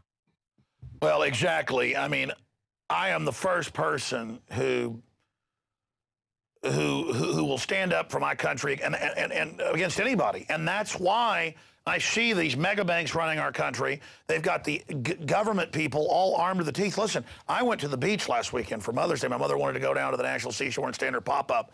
And I've been down there dozens of times since I was a little kid. It's a federal seashore. And they just were harassing everybody. And coming up, and I thought it was just me, and then I noticed they were doing it to the other cars out there on the beach. And they were like saying, don't steal sea turtles, watch out in the dunes, and like assessing and asking my parents like 20 questions. And finally, I just jumped up and started yelling at them like the third time it happened. I'm like, is this America? What the hell is going on here? I mean, they just want to treat us all like we're crap. And I'm tired of it. I mean, at a certain point, I was like, because I just was sitting there and my kids are digging in the sand. I'm just like, man, what happened in my country? I mean, what's it going to be like in a year down there? I was down there 2 years ago, and there was none of this. 20 years ago, one park ranger would go by once a day, and there was the same amount of people out there. And they're harassing. Listen, they have the Coast Guard in Port Aransas, which is just a state beach, town beach, like it should be. And I used to take my kids fishing. And now, when the fishermen, even in the bay, see Coast Guard or Homeland Security boats, they go, you've got to stop, or they get mad. Even if they're 500 yards away, it's a respect you've got to show them, or they tear your boat apart. I mean, that's like Mexico isn't that bad, where the police make you kiss their butts. And I'm like, well, I can't even go fishing now, because they stop the boat and go, oh. And then a year later, I went on another boat ride in another area, and they were all scared of them. And I talked to them at the local fishing places where you meet the guides, and they're like, yeah, the Coast Guard waits out there, and if the fish is a ½ inch shorter than it should be, they arrest you. And I don't know why the Coast Guard's doing that now. And there's Homeland Security, and they get in our faces, and they're mean to us. I mean, used to they were nice, and it's like they're. Anyways, I'm ranting, and then that's how these conversations are. They're two-sided. We don't just sit here and drone on. It's just it's freaking me out as we get deeper into bondage, how demoralizing and sickening and saddening and painful it is. Because I've been to a lot of third world countries, and I've never seen anything like this country. I mean, we're really bad. We're really sick. We need to admit we've become disgusting. Well, the worst part about the whole thing, Alex, too, is the day of the airport. Here you got a guy that's supposedly on the no-fly list. They don't even check my bags. They didn't check my bags. They let me go. They questioned me 15 minutes, didn't look at my bags, nothing. They knew it was a setup is why. They know the drill. They all think they're in on it because they know, yeah, they're going to turn that guy. He must be a good guy. They want him. I'm sorry, go ahead. I was going to say, I felt like saying, you guys want to go through my stuff? I mean, this is ridiculous. You got a guy on the no-fly list, you just let him go. And then if these no-fly list people are so dangerous, then how come I can go to the George Strait concert with my wife? I can go to Disneyland with 1 million people around me with my kids. You won't be able to soon, sir. They're going to have databases everywhere. You're not. I know, and that's the worst part. It's only going to get worse, and it's scarier, but that's what I mean for right now, though. It's like, that's how you know the whole thing is a complete joke. Listen. My wife went for a jog because you know, we left. We left the National Seashore, went and got they call them condos, but they're a hotel room. Little 4-story, you know, place we set up. So it's a little bitty, old 4-story condominium thing. There's a pool down there in the lake, I mean, in the ocean. My wife goes for a run. I'm cooking breakfast for the kids. She gets back at about 10. And I go, okay, I'm going to go for my jog now. And she goes, my God, we just left camping out to get away from it. She's all clean cut, everything, in a nice jogging outfit. And she's coming up the boardwalk and comes through and is spraying her feet off, you know, her tennis shoes.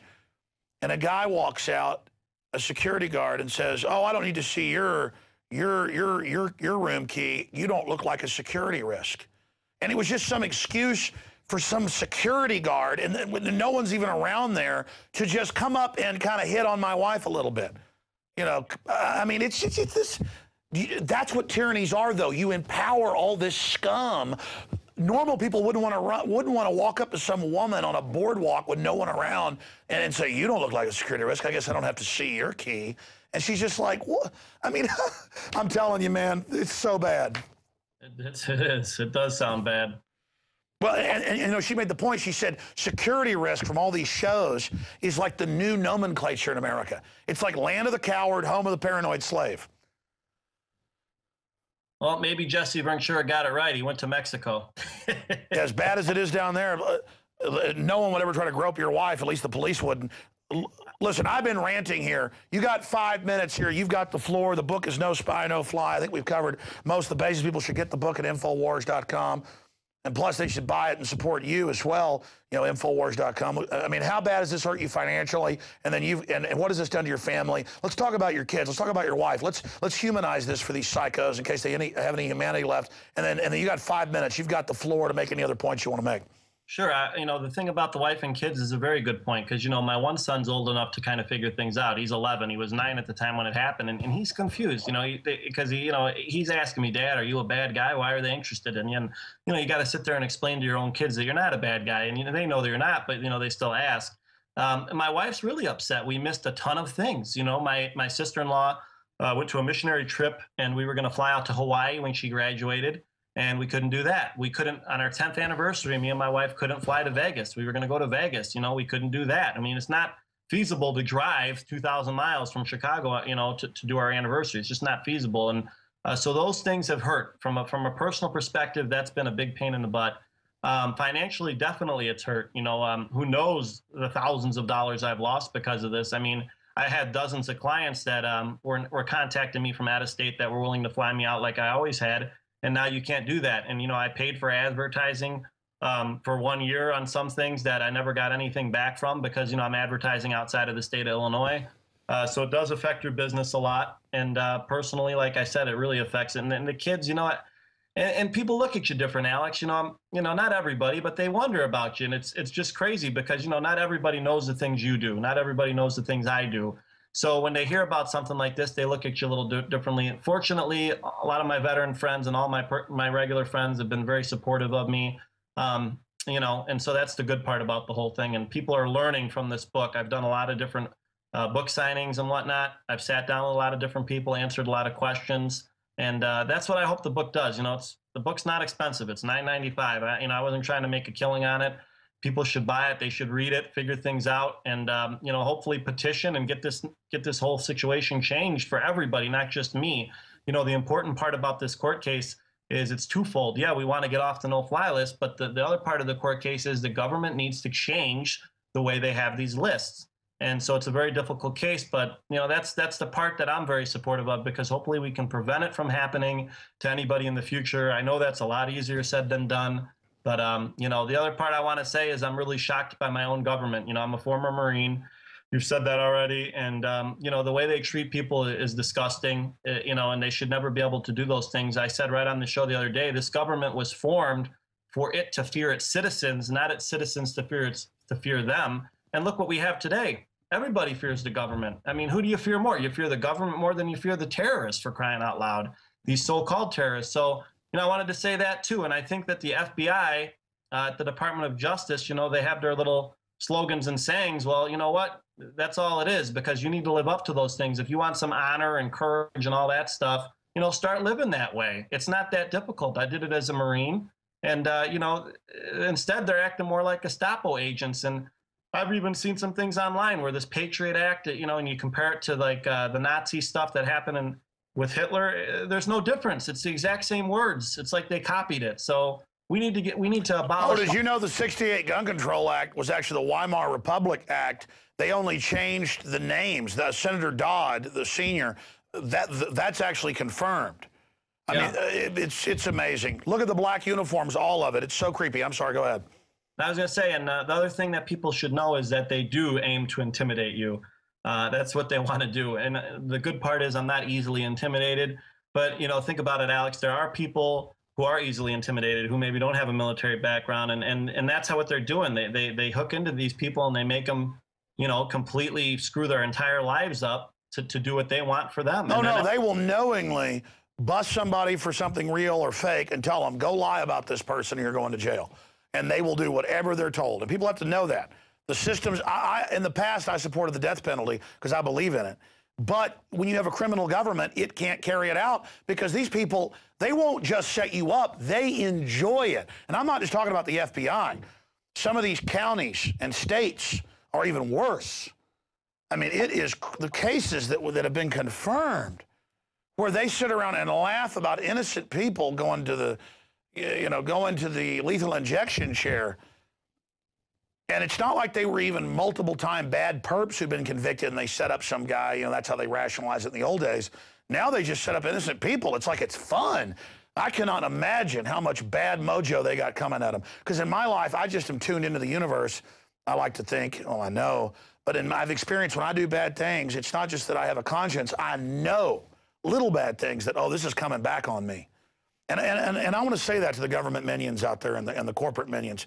You wonder why your life's so miserable and all you've got your petty power trip? Because you haven't given in to good. You think evil is powerful. You think, look, it's just turn back now. If any of you have got any good left in you, turn back now.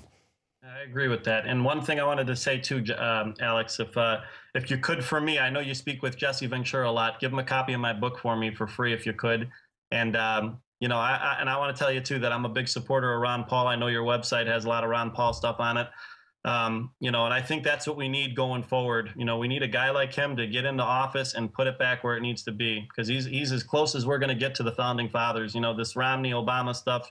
What's the difference between the two? I don't see it. So, well, you're right. And look, no country's ever gone past 220 years. We've gone 235. And we're rotten now. Bad guys have gotten in at every level. It's become acceptable. They've made tyranny and torture sexy. And they're robbing the country blind. I mean, the foreign banks that run this country are destroying it. I mean, they paid $22 billion to ship, with taxpayer money, to ship General Motors to China, Brazil, and Eastern Europe. I mean, if that isn't tyranny and treachery and treason, I don't know what is. I mean, the people running this country know exactly what they're doing. And the teleprompter readers like Romney and all that, they're just window dressing.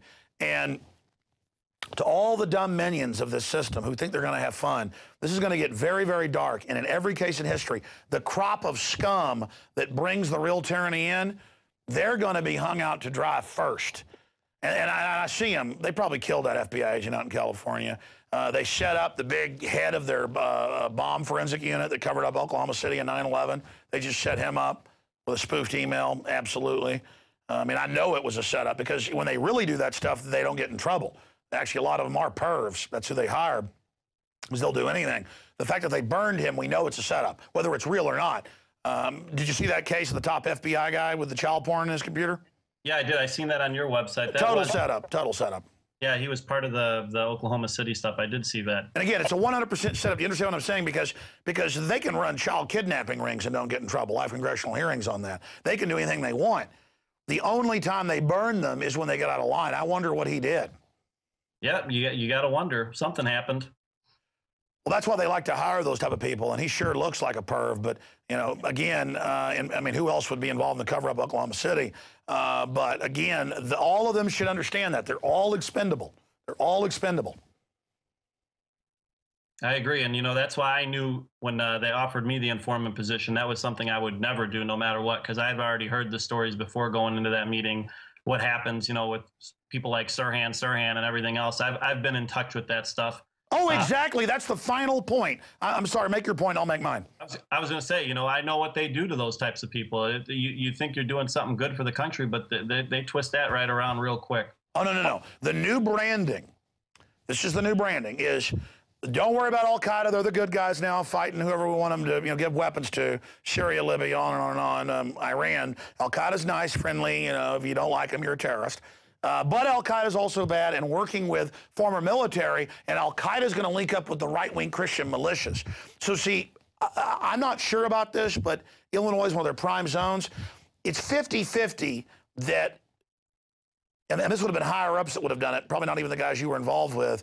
They probably have well, I know they don't probably, I know they do, a dragnet out to then tell you, now we want you to go in with these simulated explosives and see if the imam supports it. And then you go in, you meet the imam in a restaurant, they remote detonate, and then it's on the news, you guys suicide bombed. You understand how that works? We confirmed on 7/7 a SWAT was MI6, and they hired these school teachers, you know, pretty much Americanize or Englishize, you know, Muslims like you, married to a Christian lady, you know, going to Las Vegas, stuff like that, you know, might drink a beer or whatever. That's who they target. And these guys thought they were fighting Muslim extremists and were going to do a drill. For the drill they had that day, the London Underground being bombed and that very bus. The exact trains, exact time, exact place, exact bus was the drill. A bunch of London cops freaked out, so they went public and said, oh, yeah, we ran a drill, the exact thing. But they brought those guys on. One group didn't show up and figured it out. They shot them all at Canary Wharf. That was even in the news. And whistleblowers went public and made a film. The Brits arrested the guy that made a film about it. So, I mean, my point is, they probably would have gotten you or others down the road, because, you know, a lot of people will jump at it, to think you're going in to bust a group, and then, again, they remote detonate and set you up. I knew that too. I mean, thank God I would never do it, but thank God I didn't. You know, it sounds like it just sounds horrible for what happens to everybody in the end. But then those guys get to be on the news as the heroes that, you know, that either busted you planning to blow something up when they had you go out and do a setup, or they let it go forward. Yeah, it's unbelievable. I've been following all that stuff since this has happened to me, and you know, it's not hard to see through. I don't know how people actually believe some of the stuff they say, but for me, it's very simple. Like you just explained it. It's, you know, it's all stuff they created, and then they say they busted the plot. Well, how do you? It's entrapment, is what it is. Yeah, but they lead them, and they find idiots to do it. Abe, just briefly, just because it's an interesting point, I'm going along here, but this interview is, you know, is going over, but it's very informative. Were you born into a Muslim family? Did you become Muslim because you're married to a Christian lady? I mean, how did that happen? Well, my dad was Palestinian immigrant, and my mother is a Taylor Street Catholic. So, no, I grew up in a multi-religious household. You know, nobody was real religious, you know, but it's the same household I live in today. You know, my wife's a different religion than me. So, no, I wasn't born into it. It's just a decision I made later in my life to practice it, and, you know, that's how it went. But my reason in bringing that up is I've seen the demographics. So many Muslims are just like Christians. You know, they're Christians because their family's Christian. And I'm not attacking your faith. I understand you made a decision that you knew would be under attack, so you believe it. My point is that, and it's all, you know, I mean, you know, Judaism, Christianity, Islam, if you go back to the roots, same God. The point is they try to sell this idea that every Muslim, when it might actually be one out of 100,000, and usually that's either some crazy person or whatever, or they're being set up. are the opposite of trying to blow things up or do things. I mean, I went to high school, had some Iraqi friends that I would just lift weights with, along with, other folks. And they've just, I mean, I've run into them on the street today. They're just business people, American dream. And they've made jokes about after 9/11, people think they're at their house with like dynamite. I mean, it's just ridiculous. I mean, tell folks what it's like to be an American Muslim. It's difficult. I don't let any of my clients know. I mean, obviously this doesn't help when I go on TV and all that, but if I get new clients and stuff, I never talk to them about my personal stuff like that. Nobody by looking at me would tell that I'm Muslim in the first place. A lot of people think I'm Hispanic or something like that, but it's very difficult. You're under a lot of scrutiny all the time. And, people just automatically hate you. Like you said early in the show, it's fun to hate Muslims in America because that's what the government has bred. They make it sound like all we want to do is run around and blow things up, which is not the case at all. A lot of them are peace-loving people, and I got a lot of cousins and stuff that are Muslim. And so I hope that changes in America too, because, there's not that many Muslims in America. But for the ones that are here, it's difficult to run around and practice that religion because that every mosque, Alex, is definitely under surveillance. I mean, that's the truth of the matter. When they offered me the position inside of the hotel room, they even told me that they already had several other informants at the mosque that I would attend on occasion. So there you go. I mean, they're telling you that they already know about things. You know what I mean? And they have people all over. So, it's crazy. It's difficult to be an American Muslim, that's for sure. Well, listen, if it was any consolation, they're done beta testing on you, brother. They are moving on now. They're approaching the dentists, the doctors, the lawyers, offering them money to spy on all their patients, their clients. Hey, you'll get money. You're a secret agent. My dad's a dentist that got approached, and he started going to other dentists. They're like, oh, we got approached. We got approached. We got approached at our home. They are creating a giant snitch army. And they've got them just in regular bars of good old boy bars. And the guys are on there talking about football. There's a paid snitch sitting there drinking their beer. And then you find out a lot of times it's to run narcotics and stuff. Look, it's a mafia. That's all this is, and this country's got cancer. Well, Abe, I want to thank you so much for joining us. The book is No Spy, No Fly by Abe Mashal. And, Abe, I really want to thank you for coming on with us. I hope folks will get the book at Infowars.com. You get a free Citizen Rule book when you do order at Infowars.com. And that's the Bill of Rights, Constitution, more terrorist material. Have you seen the FEMA training videos that I was sent and I released where they say the Founding Fathers are bad? No, I haven't seen those yet. I did buy the one about the Oklahoma City, though, which was crazy. Oh, where the government staged that? Very loving? Mm-hmm. Yep, that was very shocking. I watched that, and then I've seen some of the other stuff on there. I got all of Jesse Ventura's books, but those FEMA camps I've seen on Jesse's show, which you can't even find anymore. You can't watch it online anymore. I don't know if they took it off YouTube or something, but that stuff's getting hard to get to. Oh, the Homeland Security threatened people over that. I'm not even allowed to say what happened. I was told in confidence, and now can't report it. But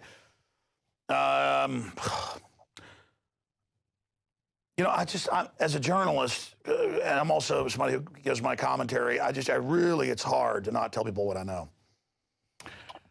Just people knew how real this was. Okay, well, thank you so much for spending time with us, sir. No problem, Alex. If you ever need anything in the future, just give us a call. All right, thank you. I'm gonna end the show right here and say bye to you after the show. Well, it's a hard subject to cover, and it's hard to go up against these criminals. These are murderers. These people that'll set you up in seconds flat. I wouldn't even be alive right now if it wasn't for your prayers. I wouldn't even be alive right now, my crew. We couldn't even do this without divine intervention and your support. This is so hardcore real. And again, I call it fun to hate Muslims because I've seen it with people, and they just get into it. It's like, it's so fun. It's so scary. They're going to get us, all this stuff. And I go, okay, do you know the different Muslim groups? Do you know their history? Do you know about British intelligence infiltrating and taking over Saudi Arabia, founding it? Do you understand how they've used radical Muslims to keep the Middle East in the Dark Ages, and how anytime Muslims try to develop a country and build it, which they're very good at doing, the system has the Muslim jihadis blow it up and take it over, like you're seeing part 5 of right now with Al-Qaeda in Libya and Syria and other areas. Do you actually know the nuts and bolts? Do you know that the government created Al-Qaeda? Do you understand all this? Do you understand that they're going to use an unpopular minority to beta test this, and then they're going to roll it out against their real enemy? And let me tell you who that is. It's Christian, conservative, libertarian types. And all the documents are all out. I told you this 10 years ago. I told you this from Rand Corporation documents before 9/11. I told you they were going to blow up the World Trade Center and blame it on their asset, bin Laden. I told you they'd roll out his dead body later. I told you everything. Okay, I know their number. Because once you understand their system, you're like, how did I never see that before? It's a pattern. They got playbooks. And the reason they had those FBI agents with a script is not that they're even supposedly dumb. They do not let them deviate 1 micron. That's what zero tolerance is about, where a kid brings a Luden's cough drop. It's not even a drug. It's candy to school, and they arrest them.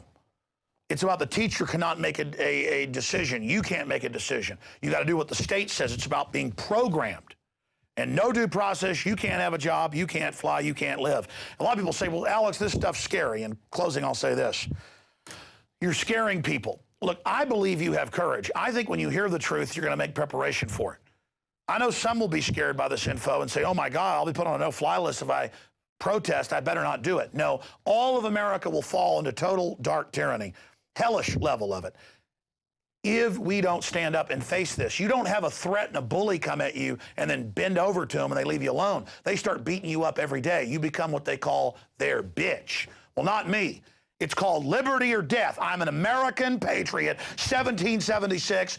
My ancestors founded this country. It's my country. It's not your New World Order country, and you're not going to have it. And I declare victory over you. You will be defeated. We will restore the republic. We will defeat your divide and conquer, and your crimes will be exposed.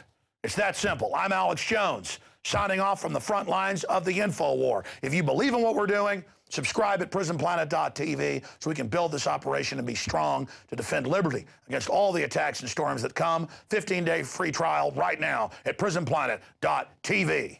Until tomorrow.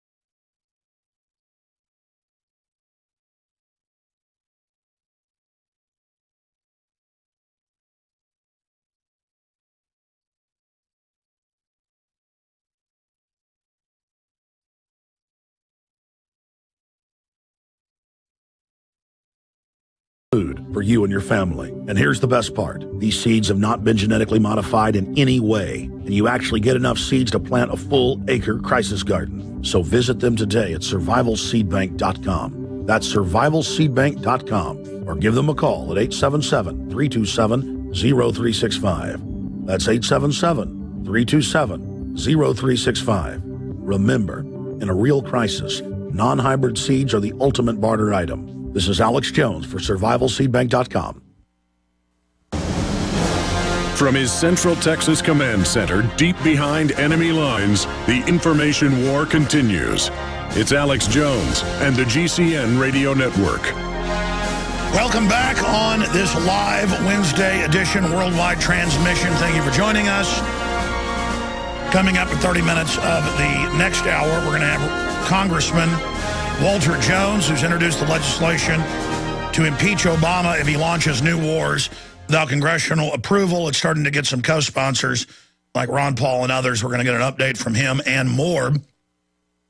Now we're joined for the next 30 minutes by Dr. Paul Craig Roberts, former editor and columnist for the Wall Street Journal, columnist for Business Week, Scripps Howard News Service, father of Reaganomics, head of policy under Ronald Reagan at the Department of Treasury, best-selling author, listed as Who's Who in America, and he joins us now. He's a top economist, and he has been breaking down here on the air the fact that this will only implode. The question is when, that we're deindustrialized. There can be no real recovery, and that Europe's melting down, the U.S. is melting down. Now, this has been done. And you can either say it's by design or not. The point is, the people running things are the ones that literally engineered it. I mean, the exact same crew going back to Clinton and others. And so now there's over 1 billion as of today in the last week. Lines, bank runs in Greece, spreading to Italy. I went over those headlines in the last segment. They're all up at Infowars.com. I wanted to get Dr. Roberts on about this, but then in the second half of the interview, the police state, the re-education camp documents, the NDAA, just the insanity of what we're witnessing. What does the ruling class think they're going to do? I mean, totally wreck the country as if that's going to give them security? This is madness that's going on. So Dr. Roberts joins us. We'll also give you his website, so get a pen and paper ready for that. Dr. Roberts, what do you make of what's happening with the euro right now? Alex, I think what's happening in Greece is the population expects Greece to be kicked out of the EU or to pull out, one or the other. And when that happens, it means the Greek currency will be devalued. It'll come back into existence, but it'll be devalued. And so it means the euro value of the new currency will be a fraction of the value of the current euros that they hold. So they're trying to get those euros now so that they don't lose their money to devaluation. I think that's what that is about. I don't think they're afraid of bank failure or the bank closing the doors. They expect that if Greece exits the EU, then it has to exit the euro. And when it does that, the new Greek currency will not be worth, they won't get an exchange rate that reflects their value of their current holding. So they're trying to get the stronger money now while they can. I think that's what's going on there. I wouldn't expect that to spread to other countries unless they also fear being ejected from the EU and losing the euro as their domestic currency. That doesn't mean there are not a lot of problems in Europe, and it doesn't mean that they have a handle on a fix. Doc, a lot of the experts we have on pretty much agree that whether it's Max Kaiser, Bob Chapman, countless others, people like Faber, that if the euro starts unraveling, which now even Bloomberg and others are saying could happen, that it's obviously then going to have repercussions here. And they say within a few months, it's going to really show the fact that the dollar has been devalued and that's going to accelerate. I mean, what do you expect to see? Because you always make the point that because of deindustrialization, especially here in the U.S., we're technically even worse off than Europe. So why are we seeing this in Europe first?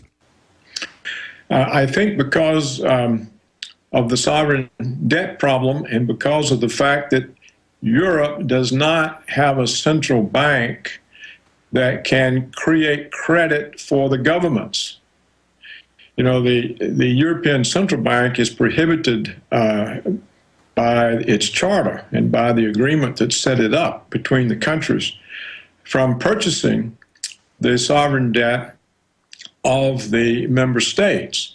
Now, it's starting to do that in these various schemes to keep Greece afloat, but it can't just simply do like the Fed and just monetize whatever debt needs to be issued.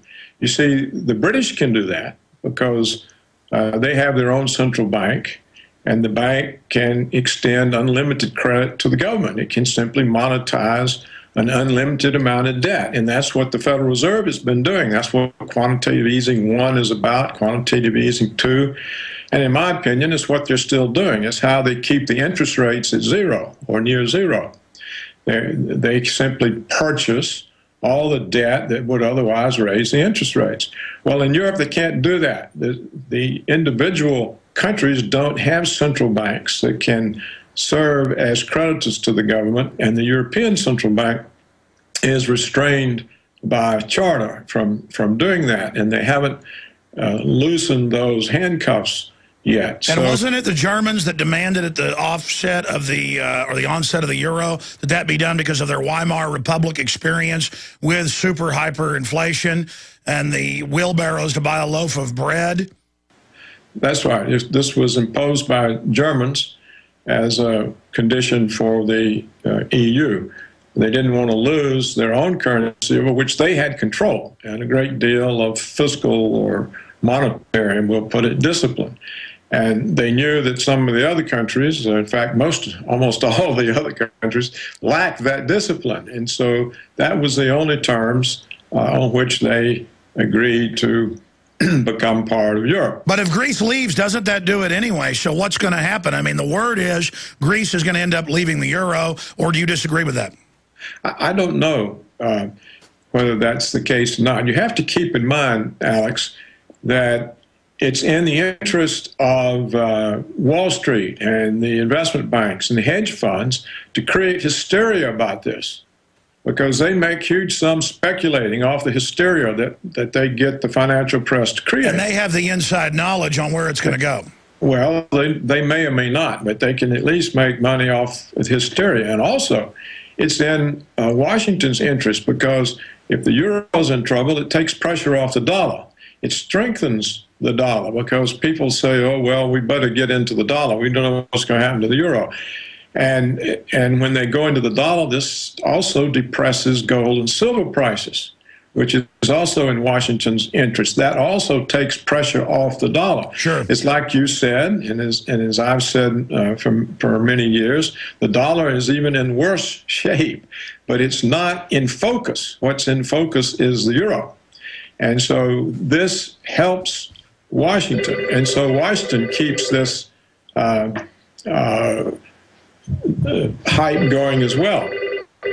So between the interest of the investment banks and hedge funds in speculating against sovereign debt and against the euro, and between Washington's interest in having the euro in trouble because it helps the dollar, you get a lot of spin and hype. And so you can't know whether Greece is going to leave or not. It will really be a political decision.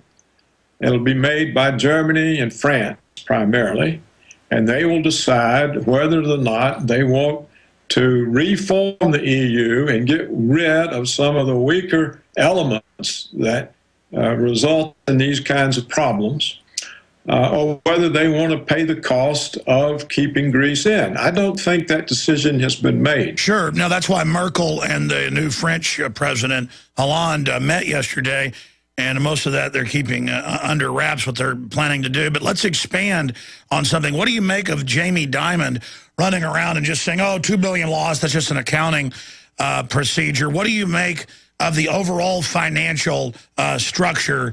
What's the prognosis right now on the ongoing rotting of the world financial system? You know, I don't think the United States financial system any longer performs a useful social function.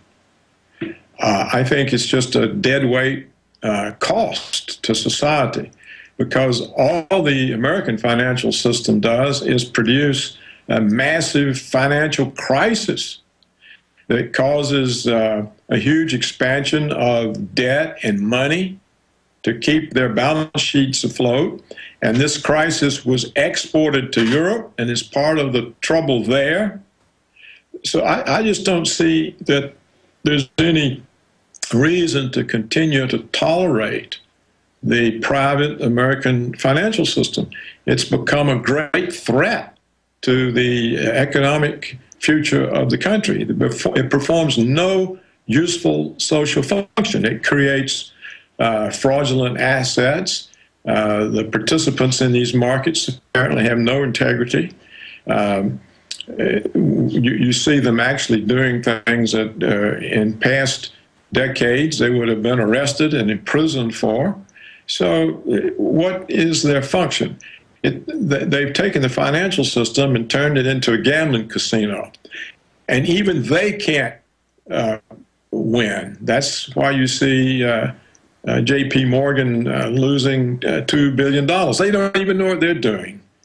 And the whole thing should just be closed down and reformed. And also, the concentration is far too extensive now. The size of these banks. That's right. They're monopolies or duopolies, oligopolies, lecturing us about the free market all day. And they've done all this through government licensure, allowing them to do this, shutting down their competition. Stay there. I want to finish up on that point and then get into the police state you've been writing a lot about at paulcraigroberts.org. I'm Alex Jones. This year, about 1 in every 50 U.S. homes will have a break-in. That's almost 1 per block. Will that one home be yours? Well, I found an amazing little gadget to keep the bad guys fooled, and it's called Fake TV. Fake TV is a low-cost, small electronic security device that makes it look like someone is home watching TV. When you go on summer vacation, yes, get rid of the obvious signs you're away by stopping the mail in the paper, but go a step further in fooling crooks with Fake TV. At only $34.95, what? That can't be right. Yes, for only $34.95, Fake TV could be the difference between coming home to a secure house or one that's been ransacked and all your possessions gone. Fake TV simulates the light from a real TV and can be programmed just like a lamp on a timer. Use Fake TV in any room for just $34.95 and get additional Fake TVs for only $29.95. Go to faketv.com or call 1-877-5-FAKE-TV, 877-5-FAKE-TV, or go to faketv.com. For safety, security, and peace of mind, use Fake TV. 37 things to hoard. Do you have the 37 crucial food items you can't survive without? When disaster hits and mobs go crazy grabbing food off the shelves, your family may be without food or waiting in long food lines. Prepare now at 123survivalplan.com. That's 123survivalplan.com. Many people don't have these 37 food items. Learn what you need to hoard now at 123survivalplan.com. Watch the video over 1 million people have viewed to discover the 37 food items that will sell out first when disaster strikes at 123survivalplan.com. Hi, I'm Mark Craighead, founder of Crossbreed Holsters. I designed our top-selling holster, the Super Tuck Deluxe, to solve the problems of being poked, pinched, and gouged while carrying concealed. The Super Tuck Deluxe is the most comfortable, most concealable holster on the market today. We offer a 2-week free trial and a lifetime warranty. Visit us at crossbreedholsters.com. Don't forget, crossbreedholsters.com. In an emergency situation, would you drink contaminated water? You could if you had the amazing LifeStraw from MyPatriotSupply.com. LifeStraw is the most advanced personal water filter available today. It filters contaminated water from almost any source. LifeStraw is lightweight and compact, perfect for hiking, camping, or in an emergency like a flood. LifeStraw is easy to clean, comes with a 1-year warranty, and has been used worldwide since 2005. Get the amazing LifeStraw personal water filter at MyPatriotSupply.com. Plus, check out Survival Seed Vault, 20 seed varieties.